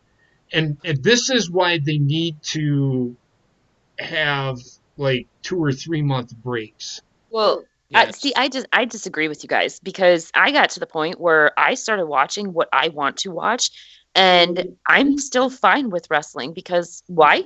I only watch New Japan, and I watch on Wednesday nights. I don't watch Monday night or Friday night because I don't give a fuck. Like, until they start doing shit that I actually care about, I'm not going to watch it. So Gina is never going to be watching WWE main roster again because they aren't changing. I didn't say that. No, they're never changing. They're never changing. Well, Never. Here's the thing. Like, there's certain storylines that I can get behind, like Randy Orton and Edge. I was really interested in that one. Pay-per-views, I'll still watch the pay-per-views. But as far as, like, my main problem is Raw and SmackDown because they're not putting in any fucking effort into those shows. I mean, I look at it this way, and like, I mean, I guess it's an analogy, but still, like, I mean, for the people that say I love fucking hamburgers, and it's like, oh my god, we get an abundance of hamburgers. Hamburgers on the menu. It's a great time to be a fan of eating hamburgers. But then you eat hamburgers every fucking day, and eventually you're like, god damn, I wish I had something else. Right? Because all wrestling is the thing is, the problem is if wrestling was different, if Raw and SmackDown and NXT and AEW were different, wrestling in ring was different, I could get behind it. But the problem is the popular thing at the moment is the one that all jump on the bandwagon of. Now all of a sudden every match features people that can high fly. Now every sudden every match is fucking 20 minutes long minimum. If it was different, it'd be great. But the fact that it's all the fucking same is not. And that's my But this is one of the reasons why New Japan sticks out to me as my favorite because they do things differently. And that's why I didn't mention them because for me, they're always a draw because I don't watch them week in, week out. I watch the pay-per-views and I skip forward. I don't care about the tag team matches. I really don't. I know they build story for the main matches, but I'd rather watch, if it's a 5-hour pay-per-view, I'd rather watch the 2 hours that matter. The only storyline I've ever had cared about in New Japan was the storyline with Naito. That paid off at Wrestle Kingdom 14. Mm-hmm. Beautiful. Now, I would rather just watch New Japan if I just want to watch wrestling, a good quality wrestling show. New Japan is that one night you have tacos when every other night's hamburgers. Yeah, well, I don't like tacos. But you know what I'm saying. Yeah, I do. Basically, like it's that one thing that is different because the in-ring is different. Yes, and I wish I should continue to watch New Japan. I just have not. Haven't done it. I just have been. Well, they haven't done anything, and for me, wrestling has really. Like I said this last week. I have been watching for almost 40 years, probably over 40 years now. And I can honestly say this is the first time in forever, because there is too much fucking wrestling, that I just don't care about any of it. Like Basement said, it's all the same. All of it is the same. AEW is the same as WWE. There really is no difference. I mean, there's variance in how good matches are put on, and sometimes, yes, and this includes Raw, SmackDown, AEW, NXT. Sometimes there is strong parts of it, and I will not discredit any of these promotions for putting on moments of greatness. Yes. But it's hard to take all the moments that aren't greatness at the sheer amount of things that are going on. It like because I see it all the time. A match that could be a 7 out of 10 is now a 5. Yeah. It's just oversaturation. The market is too huge, and I get what you're saying, Gina. Like limit what you watch, and you might like it more. The problem is, it's like I've grown up watching Raw and SmackDown, and then I really got into NXT, and now I like AEW. But there's parts of Raw and SmackDown that are good. Unfortunately, I don't know when they come. So I have to watch fucking 3 hours to get 10 minutes of good shit. And to understand what's happening, I kind of have to pay attention. Because there was a time where I stepped away from wrestling. I didn't watch for months. And we were still doing shows talking about wrestling. And I'd be like, I don't feel comfortable going on a show and talking about wrestling when I really don't know what the fuck's happening. I've watched the pay-per-views and that's it. So, part of my complaint might be the fact that we do This Week in Wrestling, and that kind of like forces me to watch some of the products I don't like as much. Otherwise, I don't really have much to say about them, and I don't like being put in a position or putting myself in a position. That's that. Yeah. But I mean, I get the argument, and you're not wrong, Gina, for saying fucking. Watch what you like and go with that. I think that's a strong argument for anybody, but I still think that there's an argument to be said for there's too much of everything. Yes. And once you're a wrestling fan, you're going to be bombarded with the most popular brands, which is Raw and SmackDown. Go on Twitter. Talks about Raw and SmackDown more than it's about anything else, than NXT and AEW as well. You can't really get away from it, from being a fan. Like if I'm a fan of Iron Man, I almost have to watch the fucking Marvel franchise because he's in a bunch of other shit. Yeah. Right. And that's just where I'm at with wrestling in general. And it's sad because I've watched it for years. I've never really taken a break except for when I was deployed, and I had it on when I was in my drunken stupor. I just never really paid attention. So see, I'm sorry, JP, go ahead. No, I was done. I'm one of those weird people that okay, don't laugh at me. New Japan calms me down for some odd reason, so I actually turn New Japan on almost every single night when I'm going to bed. Like, I will literally fall asleep watching New Japan Pro Wrestling just because it calms me down. I don't know why, but I don't know. Like I said, for me, it's certain things. And I'm with Basement. That's why I don't include New Japan into that. I have thought about going back and watching the entire Wrestle Kingdom 10. I just haven't done it. Oh, Wrestle Kingdom 10 I'm is great. I'm not going to fuck up the way that I view New Japan, because right now it's in the most sweet spot ever. I view it seldomly, but when I view it, I absolutely enjoy it. Yeah. I know if I fuck that up and start watching it too much, it's going to fuck me up, and the one saving grace for wrestling is going to be gone for me. Right, and that's why I said I go back and I haven't watched all of Wrestle Kingdom 10. I've seen the Shinsuke AJ match. I have not seen the Okada Naito match. I think it's Okada Tanahashi, or is that Wrestle Kingdom 9? No, it's Okada Tanahashi because they wrestle back to back. But anyway, so yeah. There's also another really good match. I believe it's Wrestle Kingdom 10 at the beginning. It's Kyle O'Reilly versus Adam Cole. It's either Wrestle Kingdom 10 or 11, one of the two. Well, but it's great. I'll probably watch it. The thing that New Japan does for me is the names of the people fighting mean more than the storyline surrounding it. Mm-hmm. And I want to keep it that way, where in WWE, it's not the names, it's the storyline surrounding it. Right. It's kind of like the inverse. And the problem is I can't just watch a pay-per-view from WWE. I know they give the promo, the little segments and shit like that, but you do miss something from watching it develop week in, week out. The segments are enough, but if you're just going to watch the pay-per-views, you're not really getting it. And I can speak from experience for that.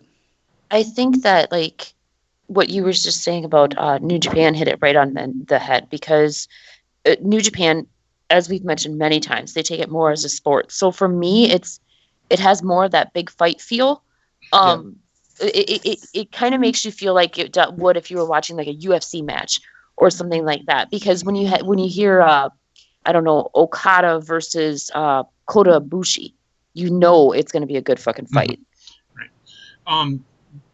But so WrestleMania is happening, whether we think it should be going on or not, it is happening. But now there is this idea that superstars are holding their matches hostage because they want them to postpone it. And again, I say you can't postpone the matches. Now, I will say this, I think it would be okay, and I didn't hear you say this the other night, Basement, so I apologize. I would not mind having these matches on Raw or SmackDown because, like you said, these matches are going to be no different than if they were held. They're all going to be held at the Performance Center. Well, I don't know if they are now because aren't they shut down now?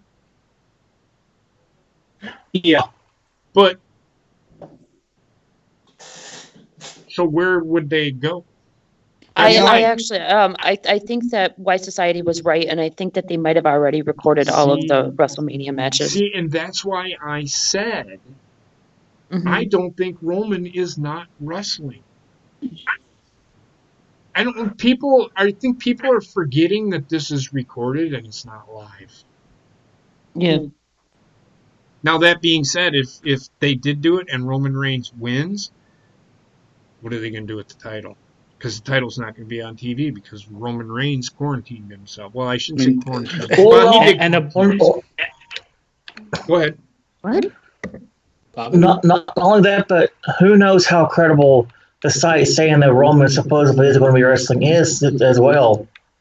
Oh, Bobbit, there was numerous sites, like numerous. It was TMZ broke it, and then after that, there was, it was on fucking Google News. It was all over the place. Well, that's because everybody believes what Ryan Satin says because he's on fucking WWE backstage.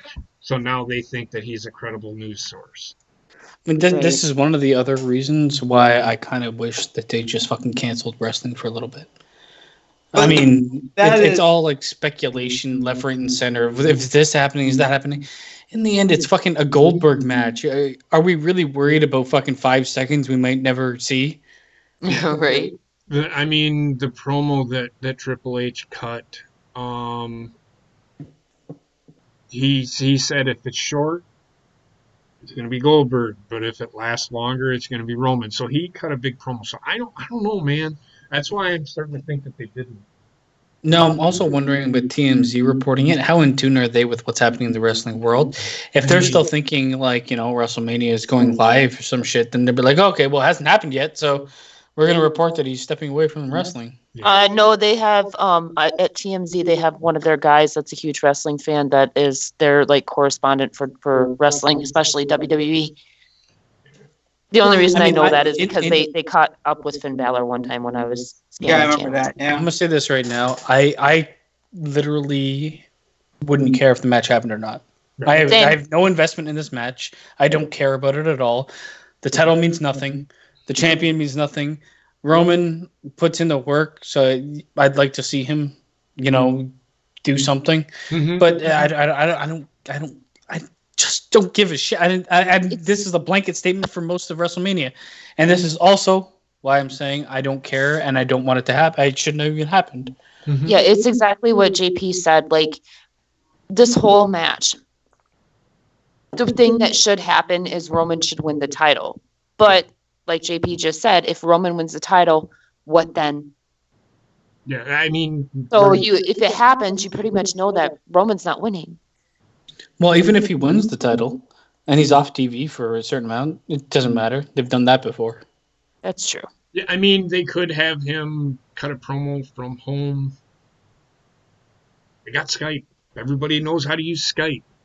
I mean, Paige That's did true, it. and everybody I mean, knows although show about is his, Roman's disease and stuff. although So. show is fucking Roman's Skype promo from home and a bunch of old Roman matches.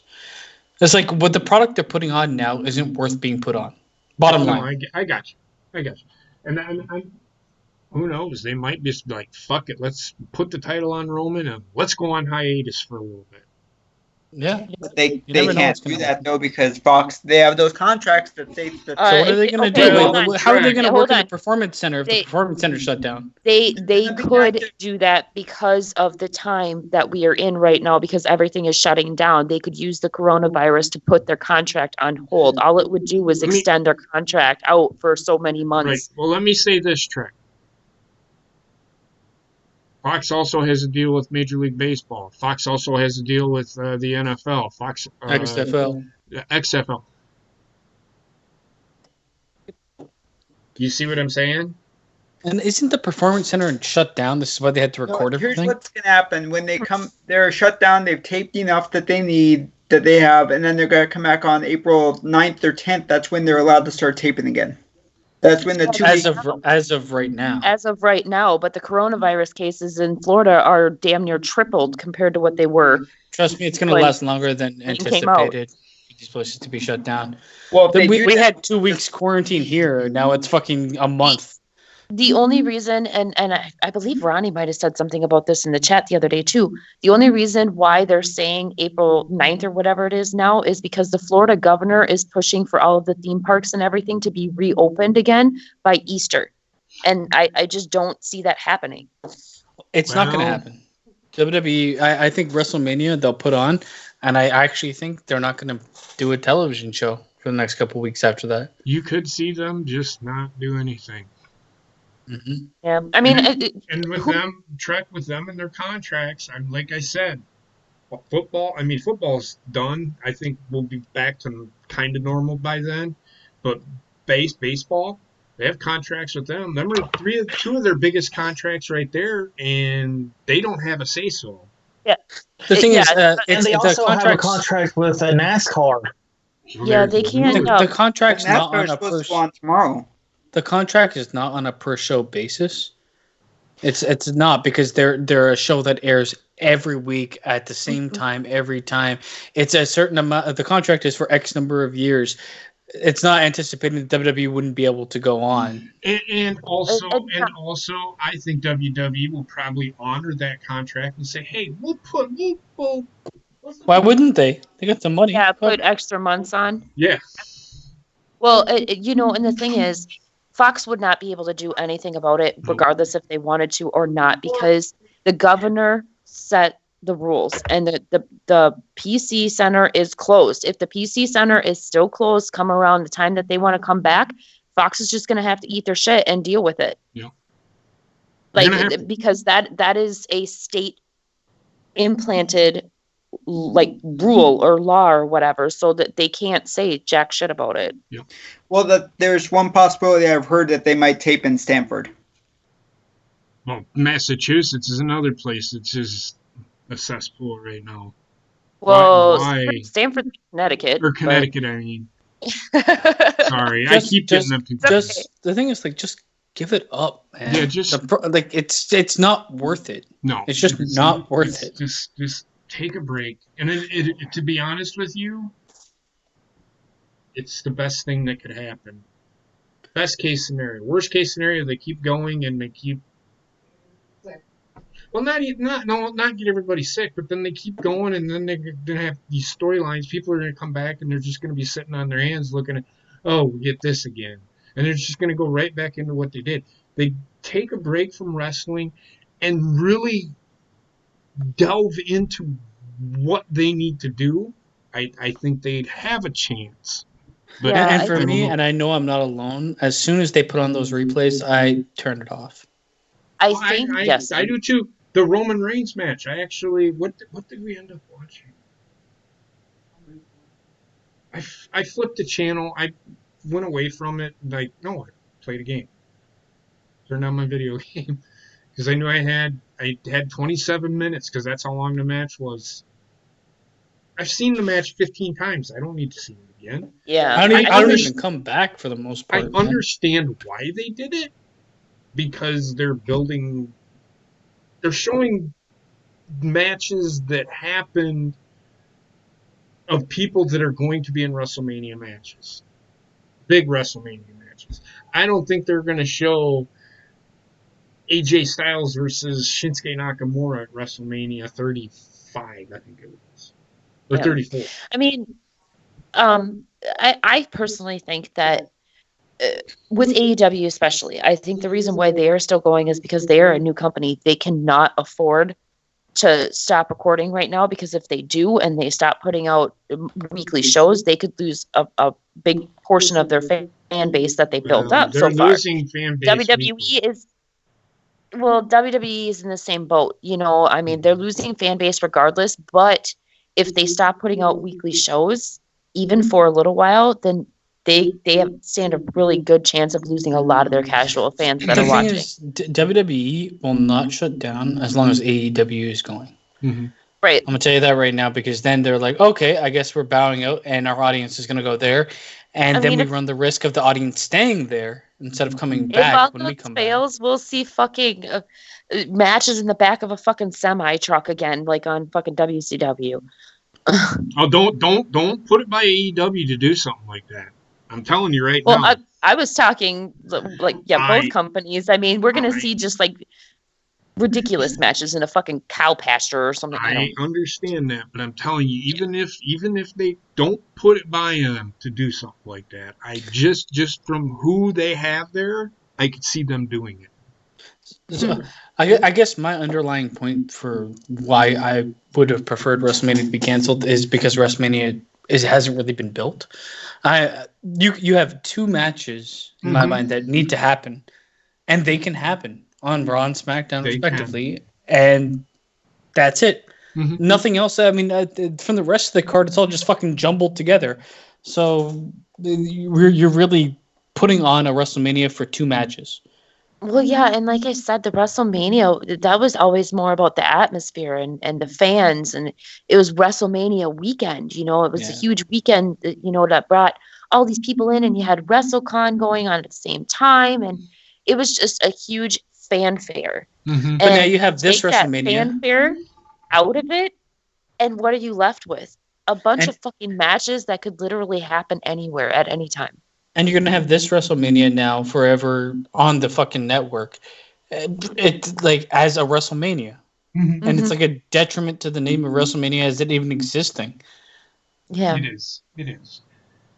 So I it's a detriment to those matches not taking place. The Randy Orton Edge match. The other matches, Drew McIntyre Brock Lesnar has to happen. That can't be held up because Those it's are a the only detriment. two, though. I It's a think in my detriment. mind. It's a detriment to Drew McIntyre, I think. Um, and but having WrestleMania, like Gina said, without the fanfare, just makes no sense. It's not No, WrestleMania. It's not WrestleMania. it's without Raw and the- SmackDown. It's the It is. exact It is. same It is. fucking thing we've been seeing. It's just guys practicing to me, you want to know what I am watching I am with right you now? 100% on what I'm you're about to watching say. practicing inside of a fucking ring. That's what Yeah, I'm I'm watching. watching Performance Center is what you're watching. Yes. Even for AEW. It's the same thing. It's like these guys are practicing their matches. Yeah. Wrestling needs fans. All wrestling needs fans. Yep. Yeah, and I have a feeling that like a large amount of the matches that are going to be on the WrestleMania card probably won't even take place in the Performance Center. Like Wise Society said, we've got that bone yard match or whatever it is that's probably going to be in a Boneyard graveyard. match. Yeah. That's I hope that You match know, ends we've with got the Firefly fucking. Funhouse that can literally be pretty much anywhere in a studio somewhere. yeah. I hope the Boneyard match ends with the fucking tiger eating fucking Undertaker's face. Oh God. Wrestling needs to take a break. Or Yeah. I'm gonna take a break from wrestling and I actually think what you said first makes most sense because No, I a get it. forced break with absence makes the heart grow fonder. Yep. And wrestling needs that absence. I could take a break from wrestling, but I'll come back to the same old fucking wrestling there is. Yep. Wrestling disappears for a couple months, and people are going to be chomping at the bit for the next show. Raw, SmackDown, the next pay-per-view, AEW, NXT. They're all going to be bigger than they've ever have been because people haven't seen it in so long. Yep. That's exactly what is happening right now with New Japan. If you go on Twitter at any point in time, people are they cannot wait for New Japan to come back. Mhm. So as soon as you know damn well that as soon as they come back with their first show, it's gonna be huge. They're gonna have so many freaking viewers. It's not even gonna be funny. Yeah, and this like they're reading the situation wrong. Oh, and But by the it was way, on all of North American wrestling for that. yeah. By the way, Basement, if anybody gets eaten by a tiger, all I can say is that fucking Joe Exotic better peek out from behind bars in a random place. That's Yeah, that motherfucker is a wrestling personality anyway, so Jesus Christ. I don't even know what to talk. Also, by the way, I find it kind of weird that it's called a boneyard match, but yet JP's nowhere near the match. He'll show up, get off my lawn. Right. So I think that's pretty much it. I think.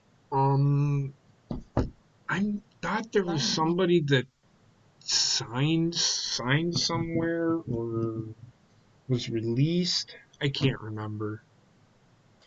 I haven't heard anything about anybody getting signed. I do know, not that anybody really cares, but Chris Jericho announced tonight on his Facebook Live thing that tickets are going to go on sale for Jericho Cruise sometime within the next couple of weeks. He said they've been trying to hold off because of what's going on right now. But they're the ones that fucking show is probably what started this whole fucking thing. I was being a smart ass. yeah, they're the Bahamas. Just saying. That's all I'm saying. Yeah, All I'm saying wrestling is, right now there's is AEW fans out there, so Jericho Cruise tickets will be announced shortly. Fuck Jericho's Cruise. I mean, the one takeaway I will say is the one thing that's glaringly obvious is AEW has the mindset to innovate, and WWE does not. But that's not a fucking new thing. I mean, let's be real. We've all seen what's happened throughout the last 6-8 months or whatever it has been. I mean, what more can what do you mean innovate? Like what? So Like they've pretty much taken the steps that we've talked about in the last couple of weeks to make the experience better. Mm-hmm. Like what do you For mean? a show with no audience. So for putting people in the crowd at first, then for changing the hard cam side, picture in picture, using the negatives of the situation to create a positive with Matt Hardy teleporting all over the fucking place. Yeah. It really Basically, seems like they're a the bit more fans in tune with trying to create WWE just seems to be fucking throwing it out there. Well, And here's AEW is kind of working with the situations they've been put in. To be honest with you, I do see what you're saying. I think WWE, just them putting on a show, like I said last night, they're just putting on a show to take 2 hours, take you away from whatever's going on for. But they're 2 putting to on a 3 show hours. to have a show while AEW has a show, in my honest opinion. And you're right. But I think they do have that mindset. Well, we're still going to put on a show so that people can get away from whatever's going on for 2 to 3 hours. And well, I'm not saying that you are. I guess I'm more pinpointing, like, I applaud all of wrestling for doing that, but there's still things that I can pinpoint to say one is doing it better than the other. No, you're right. I'm agree. agreeing with you. I'm just saying I don't think WWE is. I think the reason WWE is doing what they're doing is because they just want to take people's minds off of whatever's going on for 2 I to think 3 hours. WWE is doing what they're doing so that they can continue to have a show while AEW has a show. I think that's literally the reason. I think there's more to it than that. For me, I think that the main difference that I see not just now, but that I've been seeing between AEW and WWE. NXT, I'm going to exclude from the WWE portion of this. Okay, I'm talking about like mainly Raw and SmackDown. Because NXT, you can tell that the wrestlers are fans, but like with AEW, it seems like most of their wrestlers and their EVPs or EPs and all that stuff, even the owner of the company is they're all huge wrestling fans, and they're very in tune with what the fans want more so than WWE. And the reason why I say more so than WWE is not because I don't think that they're fans or anything like that. It's because of the writing that's going into what's going on in WWE's main roster, because most of those writers they were not wrestling fans. Most of them came over as soap opera fans, or not fans, soap opera writers, some type of movie script writers that are coming over. They weren't wrestling fans to begin with. Yeah. So they're out of tune with what they fans want. If they were in tune to what I want out of wrestling, they'd get rid of Orange Cassidy and Marco Stunt. So I'm gonna say like the WWE, like what I'm trying to say is WWE's adaptability is very questionable. Yes. In terms of like everyone has to operate in the same fucking environment right now, and they are doing it worse than AEW, and more questionable is they're doing it worse than NXT, which is under the WWE heading. So I've always been fucking confused with WWE because they seemingly though NXT is now on primetime TV and all this other shit, like they're on television, they have a show, they're trying to treat them like another main roster show. Why is it that they can do it but the main roster can't? Mm-hmm. I just feel like the main roster is there to make people remember that SmackDown and Raw are a thing. Yeah. But there's nothing of actual importance to be watching. No. It's boring as all fuck, and I give them all the credit of the world for putting something on. But at the same time, if you're putting something on that is just as boring as me staring at a wall, does it really need to be on? Exactly. No, I don't. I also don't look at the difference in the production teams for most shows. Yeah. Yeah. But why can't they just adapt? They're all Correct under me. the same fucking company. Just take Shawn Michaels and these people and make them help out with Raw and SmackDown. I think with the differences is between Triple H and Vince. Triple H, He's actually big. no. It's his show, so he runs it how he wants to run it. Well, That's and the difference. not only that, but I feel like Triple H is probably even just a little bit more clued in to what like the fans these days He's want. in tune to what the fans. I mean, Raw and SmackDown and they have for a while. They're just the cogs on a money-making machine. They're not reinventing the wheel. They're not even trying. They're never going to try. If NXT, what you get is what you're getting. Yep. If NXT became its own thing and separated itself from WWE, I can almost guarantee you that they would be right there with the numbers and they are pretty much right there. Not, like if they separated themselves and not been on the network and not being able to be watched the next day, and they were available in all countries, just like AEW, they would be neck and neck because they're both. If not ahead. They could potentially be ahead. I could see that because I think NXT is probably the best wrestling available. They make mistakes, but their mistakes are few and far between, and they're a bit more serious with their product. NXT is the closest we're gonna get to fucking New Japan here in North America. AEW has its moments, but they're kind of goofy at times, overtly goofy, and I get it. There's a fan base for that, and it's proven in the numbers week in, week out. It's not me personally, but there's a lot of people I know that enjoy that stuff. So that's not. I'm not gonna hate on anybody for taking advantage of fan base or working with a fan base that they know they can get. Yeah. NXT and AEW are the best North American products you're gonna get in wrestling. Raw and SmackDown, I don't even if it wasn't COVID-19, I don't even know. I don't know what they're giving me. It's giving me the same old shit week in, week out Yeah. for a bunch of people that are better than the roles they're portraying. True.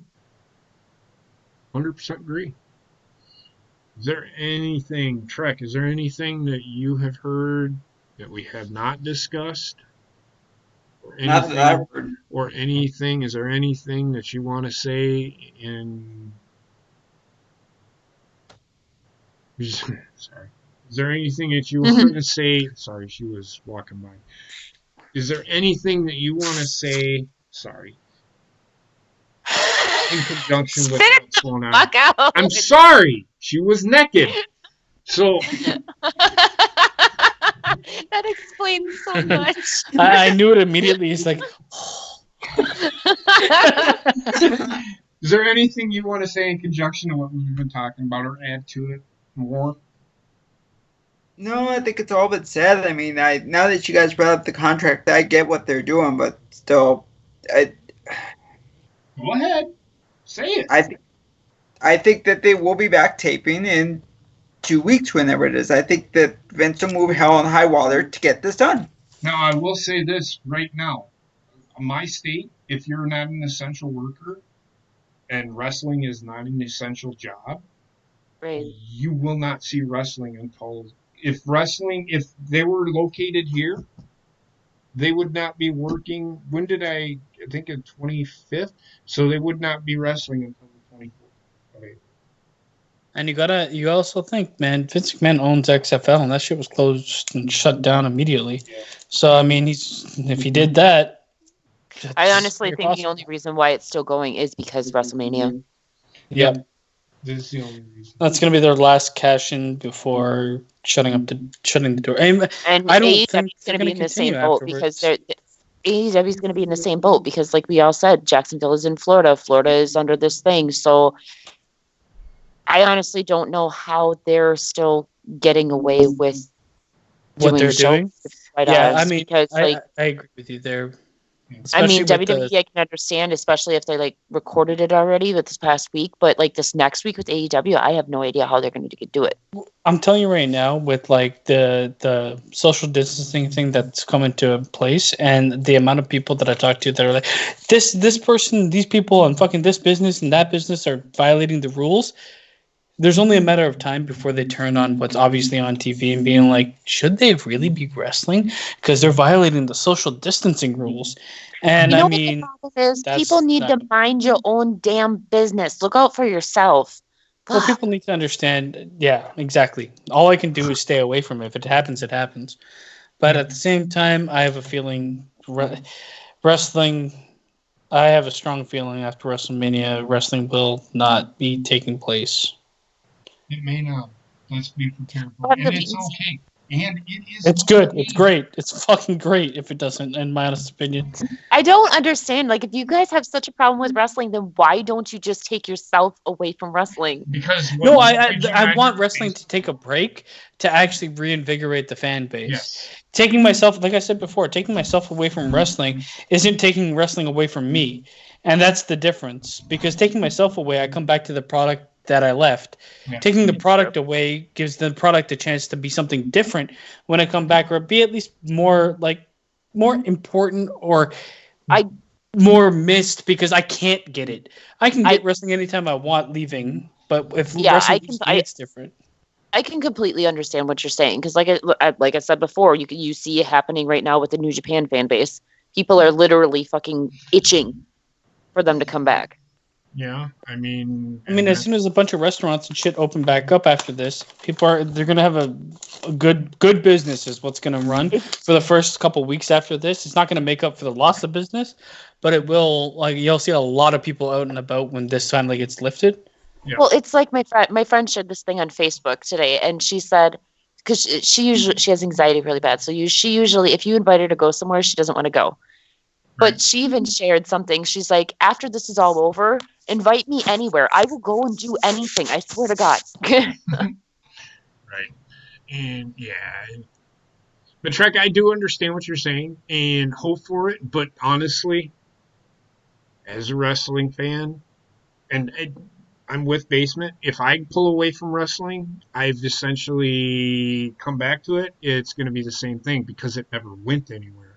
If they go away for a couple of months, I think, and I'm hoping that WWE can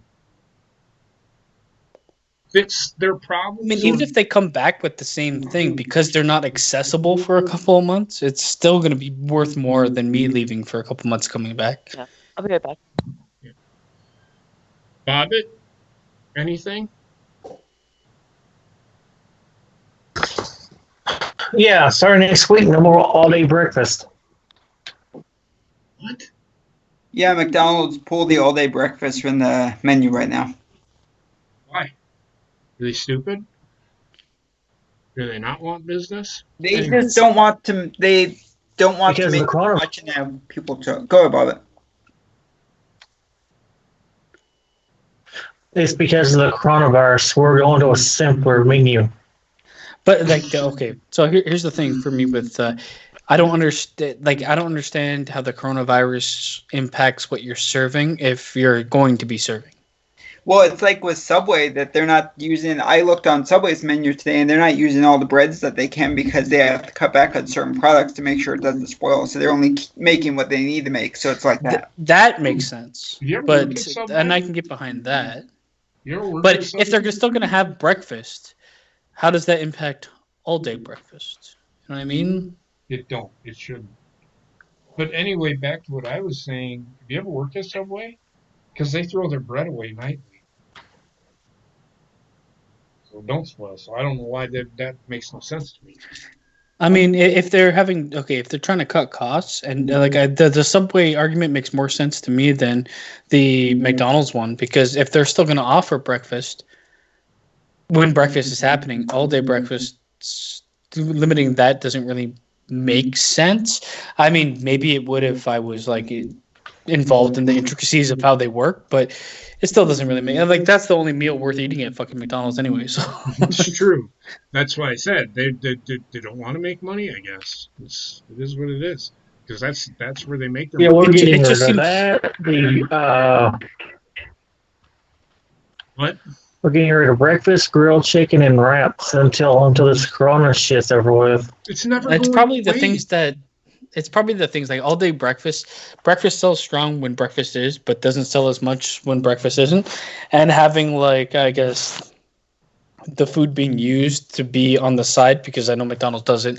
They cook shit up and they leave in that heater or whatever the fuck it is.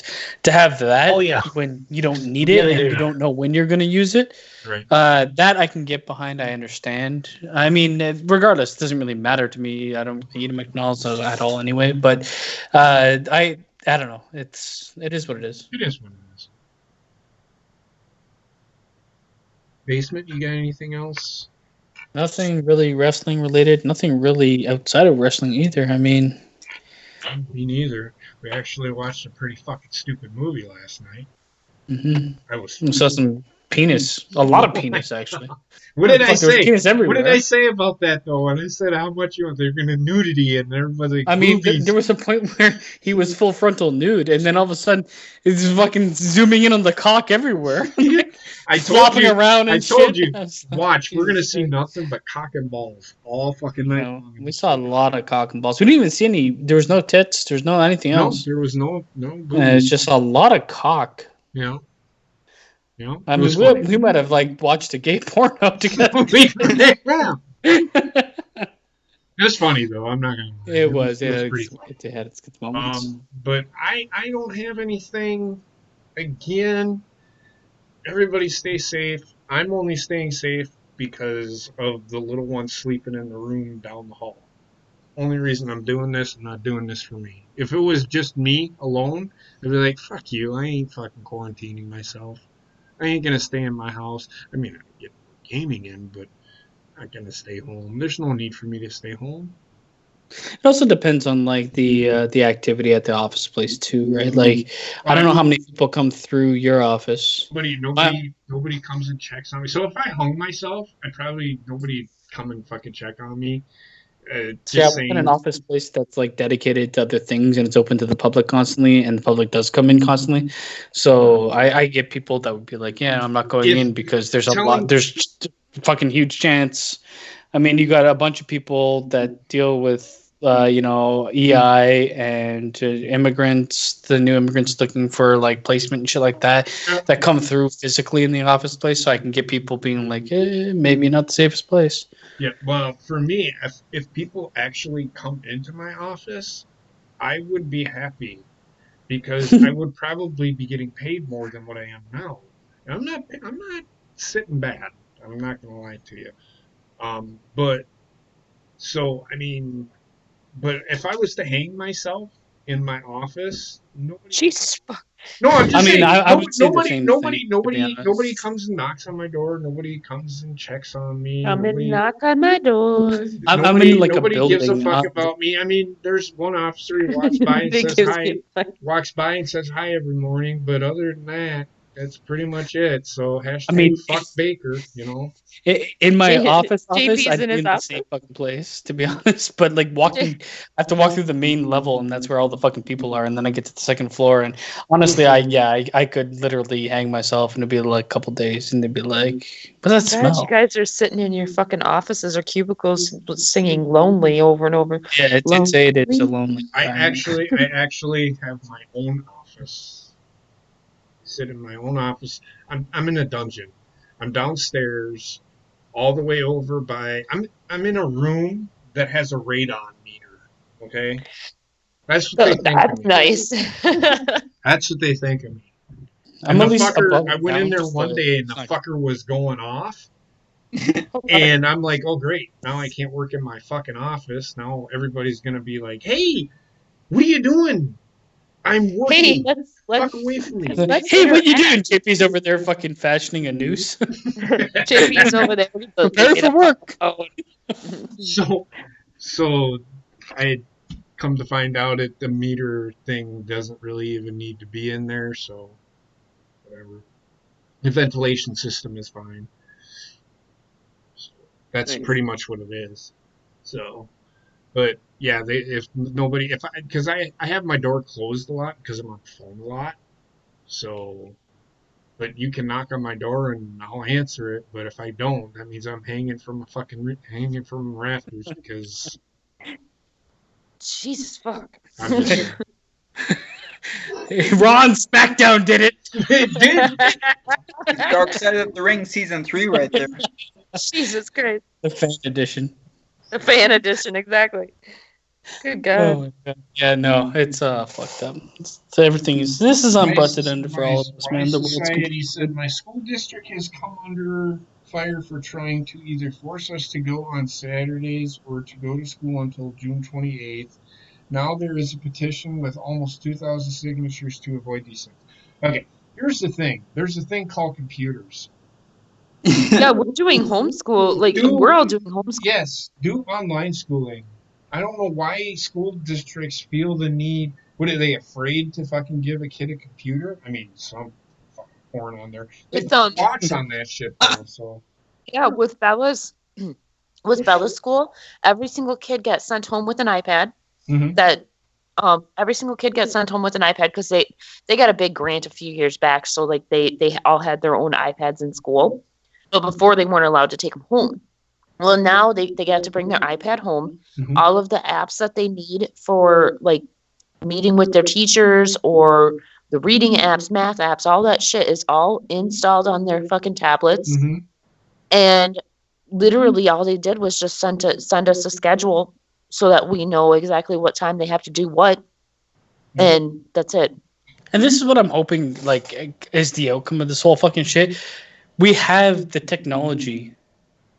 Let's utilize it finally in a place where it should be. So if a kid calls in sick, or is sick enough not to go to school, but is still in their wherewithal to do work, they have a cough or whatever. The whole thing that all the businesses in school, if you feel sick, don't come in because you have the chance to infect other people. So make that a fucking requirement. If you're sick, stay home. But if you're well enough to do work, you can do work. Here's your fucking assignments. Yep. I'm really, really, quite honestly, really hoping that this is going to bring like a lot more jobs online because I'm hoping that like this is gonna make businesses see that they can do a lot of their stuff online. Yeah. Okay. The bottom line is they've known this for a long time. Yeah, our And I school just is like that trying this to, is the last he push. said our school Right. is trying to work on that just now. It's 2020 and your school is just now starting to work on But that. this is my argument too, because the technology has been available for years, and now finally something happens that forces businesses and schools to do this. And for the longest time, they were like, "We can't do it financially. We can't do it." All of a sudden, oh, we can do it. We can do it. So you could have done it. You just wouldn't have done it unless you were forced to. Well, here's the thing. Like a few years back, you guys remember like a few years back when I decided to pull Austin from public school and do the online Well, school. no, I didn't know you did that. Anyway, you've I told thought me. you did, but anyways, Told me. at that time, the public school gave me a choice to do online schooling for Austin through the public school. But the problem was it was only going to be a temporary solution. He would eventually have to go back, and he fucking hated that school, which is why we went online. But regardless of which, my kids' school have had that option for, fuck, that was like 3 or 4 years ago already now. Mm-hmm. Yeah. And so like because they were ahead of the curve, like when they got the iPads and shit, everybody was all sitting there going, "Well, this is absurd. Why do they need iPads and blah blah blah?" For this exact reason. Because they were ahead of the versatility is the curve. real reason, regardless of fucking viruses and shit. Wouldn't you want the ability to be able to like reach people? We have the ability to do it. It's just like the funding has never really been there for most schools and workplaces to do it. That's what they say. So that's what they've adhered to for forever. But like, I don't know, man. For fuck's sakes, man. Give people some sort of work-life balance. Give people some sort of like life balance. And if your kid has to stay home because they have a cough and you're worried that they might be getting sick, and they're still capable of doing anything, they can then still be able to be capable of fucking doing school. Yep. You know what? I'm shocked in general because, like, okay, the school that my mom works for is in the next district over. Bella's school, like, they've had their online shit ready since, like, last Monday or Tuesday. Because as soon as they heard the order was going into effect that schools were closing down, they started immediately working on their online stuff. So, like, the entire 2 weeks that these kids had off of school, they were working on building up their online stuff so that they could have everything running by this week. So by like Monday or Tuesday already, they were completely finished. Right. The school that my mom works for, they just started getting their online stuff ready yesterday. And they're supposed to be starting online school on Monday. Yeah. I think Paige is doing it online. She's had a computer. They issue computers at the beginning of the school year, and that's where they do their homework is on that computer. So I think it's a great idea, and it's something that needed to happen, and it's a good thing because it also teaches a kid how to use a computer. Because guess what, everybody that has a job or wants a job that is decent paying, you're going to be sitting at a desk doing this all fucking day. But it also teaches like kids from an early age to be able to, at times, work with material and work through the material by themselves. Yep.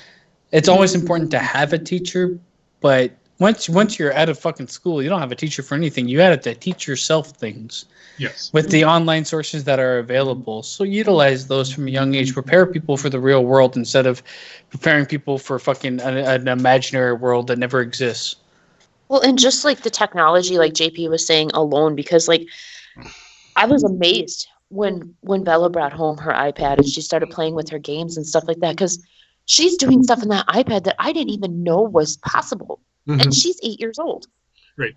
And it's not like I'm completely like tech dumb. Like I might not be the smartest person in it, but I thought I knew how to run a tablet. Well, I have troubles typing on my phone, as you all know. Which makes for really good entertainment. So Shut the fuck up. But yeah, so I mean, I am all for, and we are still going. We have nothing else to talk about, so we just started talking about this. I did college online, and it's no different than getting a lecture from a professor. Mm-hmm. I have a full-on bachelor's degree, and if I wanted to, all I've got to do is get my transcripts and then go take a teacher certificate course, which is I just take a test and I become a teacher. Oh my God! Could you imagine having JP as a teacher? Sit the fuck down because we're gonna do some fucking work, you cunts. He reminds me of either a math teacher or a PE teacher, and both would be Super terrible. math teacher. I'm a math 110% math teacher. Math teacher. I love fucking math. See? I knew it. I'm You a remind math- me of my old math teacher, Mr. Skunis. Mr. Skunis. Fuck Yeah, kind of Mr. name Skunis is was that? grumpy as fuck. Like, if he caught you chewing gum in his class, he'd make you stick it on the end of your nose until the end of class. If he caught you chewing gum in his class, he'd make you suck his dick. Oh. That was He was my an old math man, teacher. so no. Oh, God. But yeah, Let's just say I love gum. I'm a math guy. Back in the day, I was an athlete, but now I'm a math guy. Math guy. I love Now, if he math. was a PE teacher, now he'd be going, oh, my ankle. Calculus. He'd be like the math teacher that like is also like a coach after school. Yep. There you go. That's And then when he is in the coach, like when he's trying to show, like, okay, it's the wrestling coach, right? But then when he gets down to try and show somebody a move, he'll be going, come on, boy, kids, come help me up. actually it was football coach. A wrestling coach, I couldn't do wrestling. I did assist. I was an assistant wrestling coach for a little bit. But yeah, that was, thank God they were just kids wrestling, because if it was fucking high school kids, it'd be fucking the chiropractor every other fucking day. I think my back's out of fucking place. Back's out of place. You have displaced your back. Period. But no, I'd be a math teacher, and then I would be football coach. I coached football for a few years. Coached youth, children, young minds. I framed young minds. That's a scary thought.